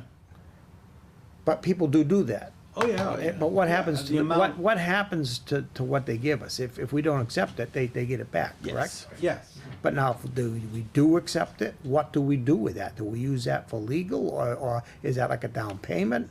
It can be used as part of the purchase price. Okay, so it's kind of like a down payment. In other words, if anybody really has a plan that they want to put forward, they're putting this down payment down. Right. And And we if don't they accept back it, out, we're if gonna we don't, keep It's like earnest money. now if they back out, do we get to keep it? Yeah. Okay. I'd just like to say, I'm open to all proposals. I feel the same way. I mean, I don't want to front load it with things that we don't want. But I do think it needs more work, and there's more that needs to be done. That section on page 10, somebody that, I think, if I got you right, Mike, you're saying that section 4 on page 10 is sort of blank, because at this point, we really don't know what we want to put down there. Right. So that's one section where I'm saying I think that you could work with John Cashel to put something in there. Gentlemen, hold on, Mike, how long is this gonna take? What's the process to start getting bids? How long is it gonna take? Because I know there's a process. Minimum 8 weeks. Minimum 8 weeks. John, well, we gotta get this on the market. We can't keep having meeting after meeting after meeting. It's gonna be next November until we get this, getting bids for this land. And we're gonna, Put it on the market with a draft proposal. we're gonna miss the market. All right, it is, you know, I can't stress out, it is this board that gets to make the decision, whether you like it or not. This is the board that's gonna make the decision. When the proposals come in, we get to review them together, okay, and we look at it. There is no stepping around that, okay, whether you like it or not. That's this board that's going to make the decision when we get the proposals. Okay, so there's no reason to keep going and talking about the townspeople this, the townspeople that. The page 10 is what it is. If we don't have any restrictions, send the thing out, and I'm okay with that. I would rather put the restrictions in, but I'm also okay, because if we do get an offer from an adult entertainment facility, I'm against it, 1,000%. Okay, so if we want to do that, that's fine. We have to get this out. We are going to miss the market, and we are not doing our public any service whatsoever if we go into the summer. Interest rates have climbed 3 times by the Fed, and the bids keep getting lower and lower. We have done no service to the town. Let's send it out. When the bids come in, we can talk about it, talk about what we like, what we don't like. We can go back to the bidders and say, hey, listen, you bid this, but we would like to see this, or would you be open to this? Or can you turn this around, or can you turn that around? You know, there's a lot of, you know, things we can do, because this is only an invitation to bid. Okay? Mr. Chair, I'll make a motion. You want a motion? I'll make a motion. I would love a motion. Okay, I'll make a motion that we allow the town administrator to put this out. I don't know how to make a motion on this. To put this, because he's saying that what it's written on here, IFRP, that's not what it is.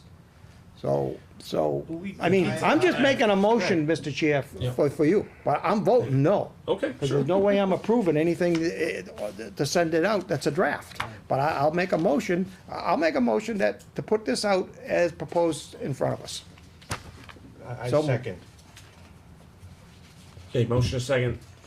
Mike, it's not gonna be a draft model Well, but when we that's the send it out. point. We Okay? keep saying we gotta do this quick, And- but apparently there is no priority on this, because we still have a draft. But the fundamental verbiage is in there. It's not like a lot is going to change. There's wording that could be. A start or in end date, 10. a start date to when we're gonna accept, end date when we're gonna not accept. Which, I don't know. it depends on when we send it out, Steve. And how can Well, you no, put in a but date if we what's don't the have it timeline? sent Are we out? looking at 2 weeks? Are we looking at 2 months? Yeah, he said 8 weeks. 8 weeks. 8 weeks 8 from the weeks. time that we send it out. There's advertising regulations. Okay. Get you ready for spring. Which is Well, why we gotta. And we you gotta- have, you have to advertise it minimum, 30 days with the state. No, anyway. And then you have to publish it in the newspaper 2 consecutive weeks before the bid is due. And you gotta give the proposers, I mean, you should give them, if this is gonna be a large-scale proposal, I mean, they could use probably 30 days on top of that. So now we're, we're out 9-12 weeks. Well, we had 120 days in there, right? It said that they have to honor it for 120 after a selection. After the bid, yeah, the proposals were open, yeah. So we may not have a P&S if we decided on something until the end of the year. July. Okay. See, there's a lot of flexibility. We just gotta get it out there. We gotta get the process going, that we just get it out there. That's all we're trying to do here. After that, we can have all the discussion you guys want. I think it's fine. I just don't think that we have a process. I don't think that we know what the process is. We're asking questions about the process here tonight. No, my proposal was to give the town administrator the okay to put what's in front of us out there. I second it. All right. All right, motion is second, further discussion.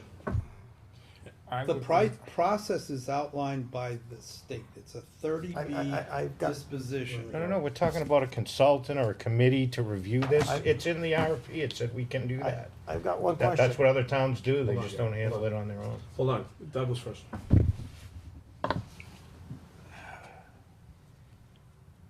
I am uncomfortable voting in the affirmative for a draft document. I would rather see the final document and move that forward. Thank you. Now can I ask a question? Sure. On the front of this, Mike, this states, underneath the picture, IFRP. It's a typo. IFP. Okay. But that's not right. Remember, my proposal was for this as written. So, I mean, this, it's a draft. It's not written right. Yeah. I moved the question, moved the, whatever you call it, Well, move the the vote. further discussion is that those things will be corrected. All right, the timelines will be put in. Again, we just didn't know when that was going out. This is more just to get it out Then I think there. we need to vote on the motion. And Mike, correct me if I'm wrong, as constituted, this can go out, right? Are there any major changes that would be made to this at this point? No. So really, all we're doing is taking DRAFT off the front of the car. Well, no. I mean, what is? I have to make two of them now. Well, right, because there's two plot of lands. Yep. Yeah. And we have to say what we do and what we don't want. And I'm gonna use, I'm looking at actually, it's the IB zone. And that's considered light industrial. That's National Ave, Yeah, IB. yeah. And there are, many things that can and can't be done there. And I'll include them in in that section, section 4. Okay. All right, so, there you have it. And then when it goes out, let's get the process going. And Steve, to your point, we have 2 months. We can talk about all the process you want in terms of when these bids come in. Okay, if you want to form another board, fine. Make it sound like a bad thing that we wanna do this right. It's not that, Steve, but We wanna do it right, though, we don't know what we're doing, come on. Do we know what we're doing? No, I mean, I All hope the that this, I conversations hope that that we this have, to gets me, voted it sounds down. like I the know board what I'm doesn't know. doing. You do. I know what I'm doing. I- Mike knows what he's doing. I don't know that right now, from what I'm hearing, that this motion is gonna pass. So maybe after that, we could come up with a better motion. But all I know is that if we go, again, another 2 weeks, then we just miss out on another 2 I'm willing weeks to that make it goes another out. motion And, tonight. whatever. I don't wanna wait 2 weeks. I'll make another motion tonight. So, all right, listen, we have a motion, we have the second, we have any further discussion? Okay, all those in favor of Mike putting this out to bid, say aye. Aye. On the draft version was the motion, right? Yep. As is? As is. Well, That was a motion. That was a motion as presented. all right, as is, fine. So, as is, all those in favor, I'm gonna say aye, because it's still fine with me. Against? Nay. Nay. Okay, so that doesn't pass. Is there another motion that we can make with the changes that Mike is going to make to the draft model? I would move that we allow the town administrator to further work on this with the help of the town planner to bring before us by our second meeting in January, something that is not a draft that this board can vote on. Second. Okay, motion is second. Any further discussion on that? Okay, all those in favor? Aye. Aye. Aye. Opposed? Me, nay. All right, we'll hold off again. No, we've given make a destination. I don't think that's holding off. Oh, it's holding off. All right. Mike, the rest of this, we have to go through, can we push off? Since it's 20 past 10. You can't. Gonna need a sandwich soon. We gotta do the licenses. And we gotta do some licenses. We can hold off, I think, on the minutes if you want. Do you have a sandwich?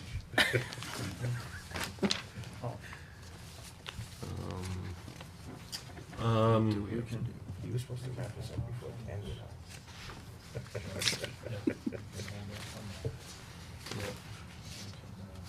We gotta do.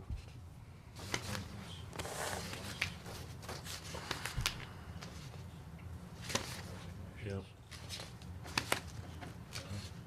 All right, so we gotta go Do through it all. We can do it. All right, we'll just go through it all. So start at the top, minutes, may as well just get them out of the way. Mr. Chair, well, I don't have them in front of me. Where's the, here they are.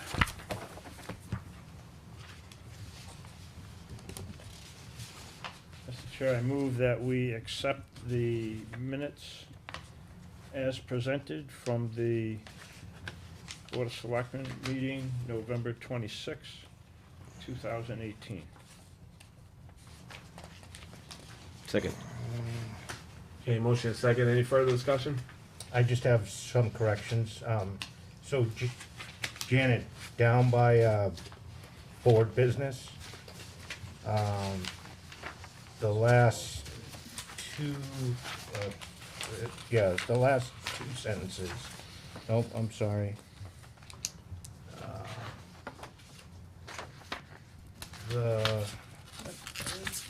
It's page 6. Okay. I think just, it should be, Mr. Bonavita stated, cars can park at the park and ride. And, yeah, the other one just says he, so we stated done.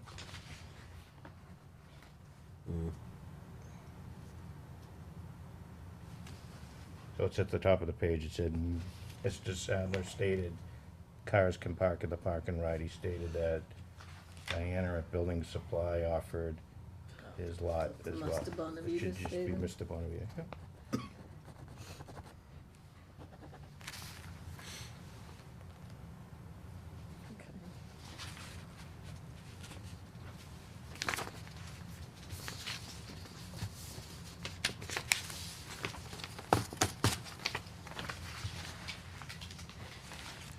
Anybody else? Got it? Okay, So do we need to now add to the motion as amended? I believe so. So be it. Second. okay, we have the amended motion, if there's no other conversation, all those in favor? Aye. Aye. Aye. And I rescind my original motion, so, let me see, Mr. Chair, I would move that we accept the minutes from the Board of Selectmen's meeting dated December 3rd, 2018, as presented. Second. Motion in a second, from Kip, any further discussion on these? Yes. I got one too, sorry. Okay, Gary? Well, Steve went first, but no, I'll go. No, go ahead. Okay, on page 7 of that, page 15 in the package. There's a sentence about the conversation about the holiday tree lighting, and it says, Mr. Bonavita stated that it will be on the next agenda for next year. So I just need that cleared up. I thought it was gonna be on the next agenda, which was tonight, or was it on the, is it It probably gonna was be on supposed the to be- first agenda of next year? What, Next meeting. I believe it was gonna be on the agenda. next meeting, yeah, this says on the next agenda for next year, so. 2019. I mean, I wanted to clear it up. What is it? What's I supposed, believe he said next meeting. the next meeting, okay. So maybe we can correct that, and I completely understand it's not here tonight, and I'm willing to put it off till next year. He did, because the agenda If the was rest so of the heavy board is that we okay moved with it that, to the but- next- It is on the, And I just have, on page 5, I think it's, this is the same thing. I think this statement was from Mr. Monavita, not myself. Stated he does not want to lose the opportunity. So, it said, Mr. Bonavita asked when the EDC will meet, as we need to more forward, and bidders are out there, and we'll move on. Mr. Sadler stated he doesn't want to lose the opportunity, so I think that should just be the key here, Mr. Bonavita. okay, just don't know where it is in the. It's page 5 of 8, and it is, Page 13 in the document. it is, where is it? If you go down to, it's right above appointments and approvals, like 3 paragraphs up.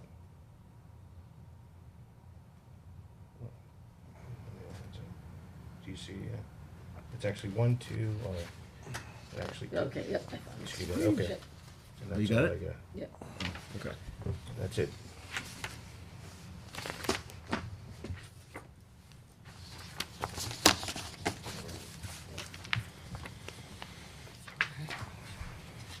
So should we vote on that? As As amended. amended? As amended, Okay. Okay, any further discussion? Okay, all those in favor? Aye. All right, All right, so we have a resignation from Joseph Bouchard as a crossing guard. Mr. Bouchard, thank you very much for your service. We certainly appreciate it.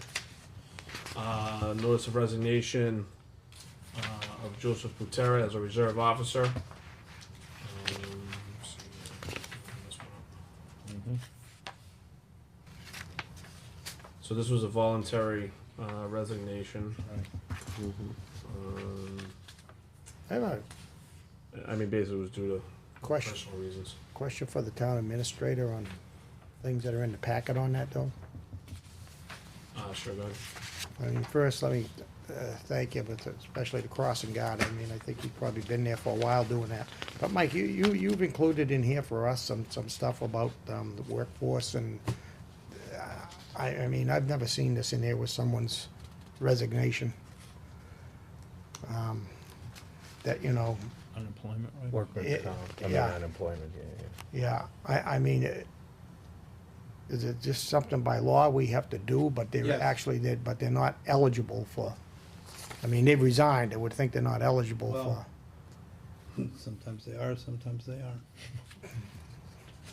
But we're But I mean, required to I've give never, everybody- I've never seen this in the packet with, so I mean, is this something new when someone has No, resigned? it's not new, you just don't normally, The you chief just get forwarded the, it. you just get the letter.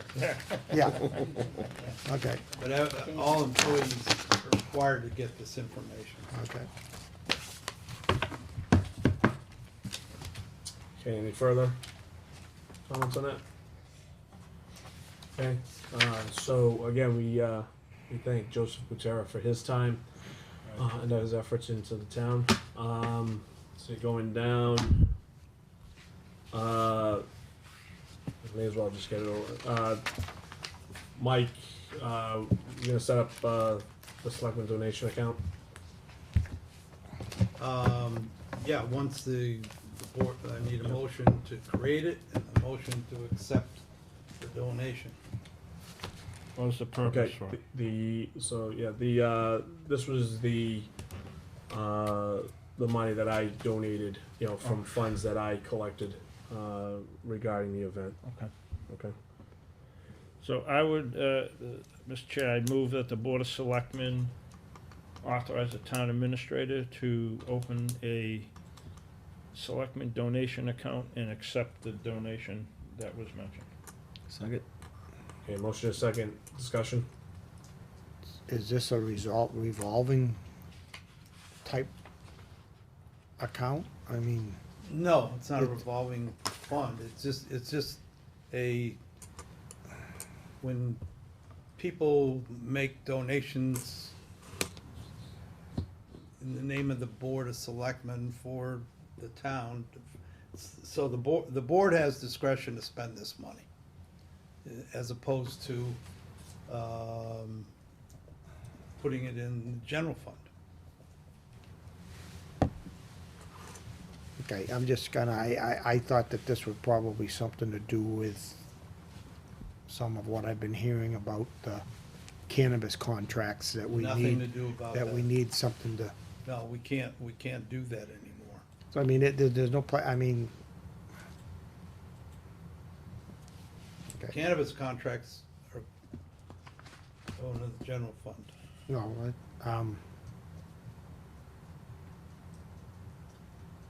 This is just a similar, the police department have, the highway department has one, the fire department has one.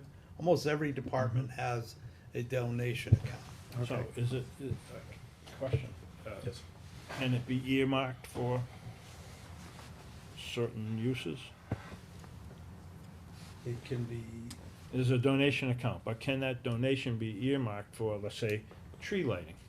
department, yeah, they can have, the donations can have strings attached to Okay, them, yes. Anything else? Okay, all those in favor? Aye. Aye. Opposed? I'm going with a nay, Abstain. yeah. Okay. I didn't think things were supposed to have strings attached, but. All right, so request, from the police chief. From the police chief. I move that the Board of Selectmen appoint, excuse me, move that the Board of Selectmen appoint Kelly Davarine as a crossing guard, as requested by the chief of police. Term to expire June 30, 2019. Second. Motion and a second, discussion? All those in favor? Aye. Aye. Aye. All right, and the business licenses? Okay, Mr. Chair. Give me one motion. Are those both the same? I One think the has- one, I gave you one tonight. Okay, that's the one you want to use? So Mr. Chair, I move that the Board of Selectmen approve the business licenses of a common victular business license for Best Bagel, Justine's Baked Goods LLC, Pomodori, Boston Pick Inc., DBA Domino's, Barazil Convenience, DBA Richdale, Nikki's Roast Beef and Pizza, as well as the, oh no, that has to be a different one. It could all be together. Okay, as well as the secondhand shop Instant Replays, license to expire, is this, December 30, December this year? 31st, 2019. yeah, thank you, license to expire December 31st, 2019. Second? Okay, motion and a second, discussion? All those in favor? Aye. Aye. All right, our next meeting will be Monday, January 7th of 2019. Does anybody else have anything to I add? just have a quick one on these licenses. How many businesses in town haven't responded to it yet? I know the gas station was one. So what do we do? Because we're not gonna meet until next year, right? So what's the plan for those that don't? What do we usually do, Mike? I don't remember. I usually send enough notice out. Well, yeah, And then that's at our fine, I next know, meeting- yeah, I'm just wondering about what do we do if they don't have a license after The expiration? only thing we've ever done if they didn't have their liquor license, we shut it down. Okay. The red- Are there any like that that are outstanding? No, all our liquor No, licenses everybody- are it's one of the first approved. years. Okay, all right. No, It just didn't making happen. sure. Yeah, just wanna make sure that we're covered, right? Yeah. Yeah, there's only 2 seasonals that I haven't heard back from. And those are seasonals, so a lot of times they wait until it's Yeah. Okay, summertime. And then there might be about 4 or 5 others that are, 4 or 5 others, really. Are there any penalties for, no, there's Late. not, I don't think, there's not anything if they're late or we don't have. It's probably more their liability if something happened there. Are we okay on our front for liability, Yeah. Mike? Yeah. Yeah, We're fine not doing it? well, We can send them notice. Or we can, Can we yeah, say- we can send them a cease and desist notice.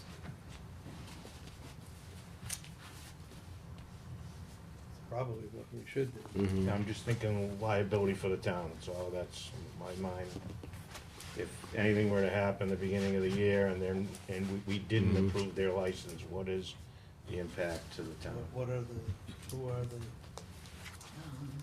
it's publicly shamed. Yeah, that's, Just We have procedure.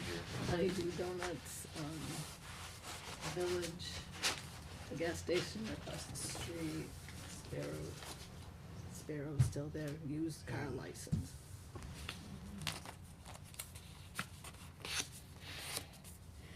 Can't remember which other one. I mean, the 2 seasonal ones, but like I said, those, they're not open. So in theory, they would have till the 31st to, well, they can't actually. To We have- submit their We need to application. submit. we Yeah, need to, they were right. supposed to have we it have in before the- put together a meeting, but that was for a liquor license establishment. Yeah, these, I mean. They still can submit though before the 31st, right? Right. Yeah, I gave you everything that I got of as of today. They can submit, but can they operate if these things aren't voted on? Not I really. mean, most of them have their permits through the Board of Health and, you know, there's no issues with the police department and fire department and taxes are paid at most of them, so I mean, it's. I mean, you know, if enough of them get, Word the next letter a little more sternly, I guess. I mean, could we vote them before the new year if we needed to? Because I don't mind coming in for 5 minutes and Yeah, we could do that. Yeah, voting I it think if we, we if we. send them a letter and say that if you don't do you it, got then till the it'll 31st be revoked. yeah. or whatever date.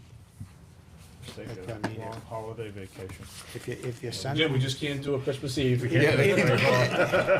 if you send them a And New letter, Year's Eve, we can do it in the By morning. 11. you know, if you send them a letter of the type that I'm hearing, and then we don't do, they get it in, and we don't do due diligence, now it's upon us to do due diligence to have a meeting, so. Which I'm okay with, Yeah. if I'm available. I'd just like to take this opportunity to thank you and Jeff and everybody who worked on the tree lighting and ceremony down at Harry Murch Park. It was a cold night. It was a great And, event. And So it's chilly. besides the plug getting unplugged at one point, it was a nice event. There were a lot of people there, and I'm just thankful that we're able to revive this within the town. Thank you. Anybody else? No? If not, I would actually like to take the opportunity to wish everybody and their families a Merry Christmas. Likewise. And Happy New Year to everybody out who might be watching. To everybody, hope you have a Merry Christmas, a joyous, prosperous, and very safe New Year. And again, we'll see you, after the New Year.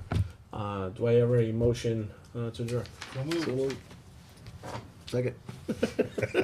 All those in favor? Aye. Aye. Good night, everybody.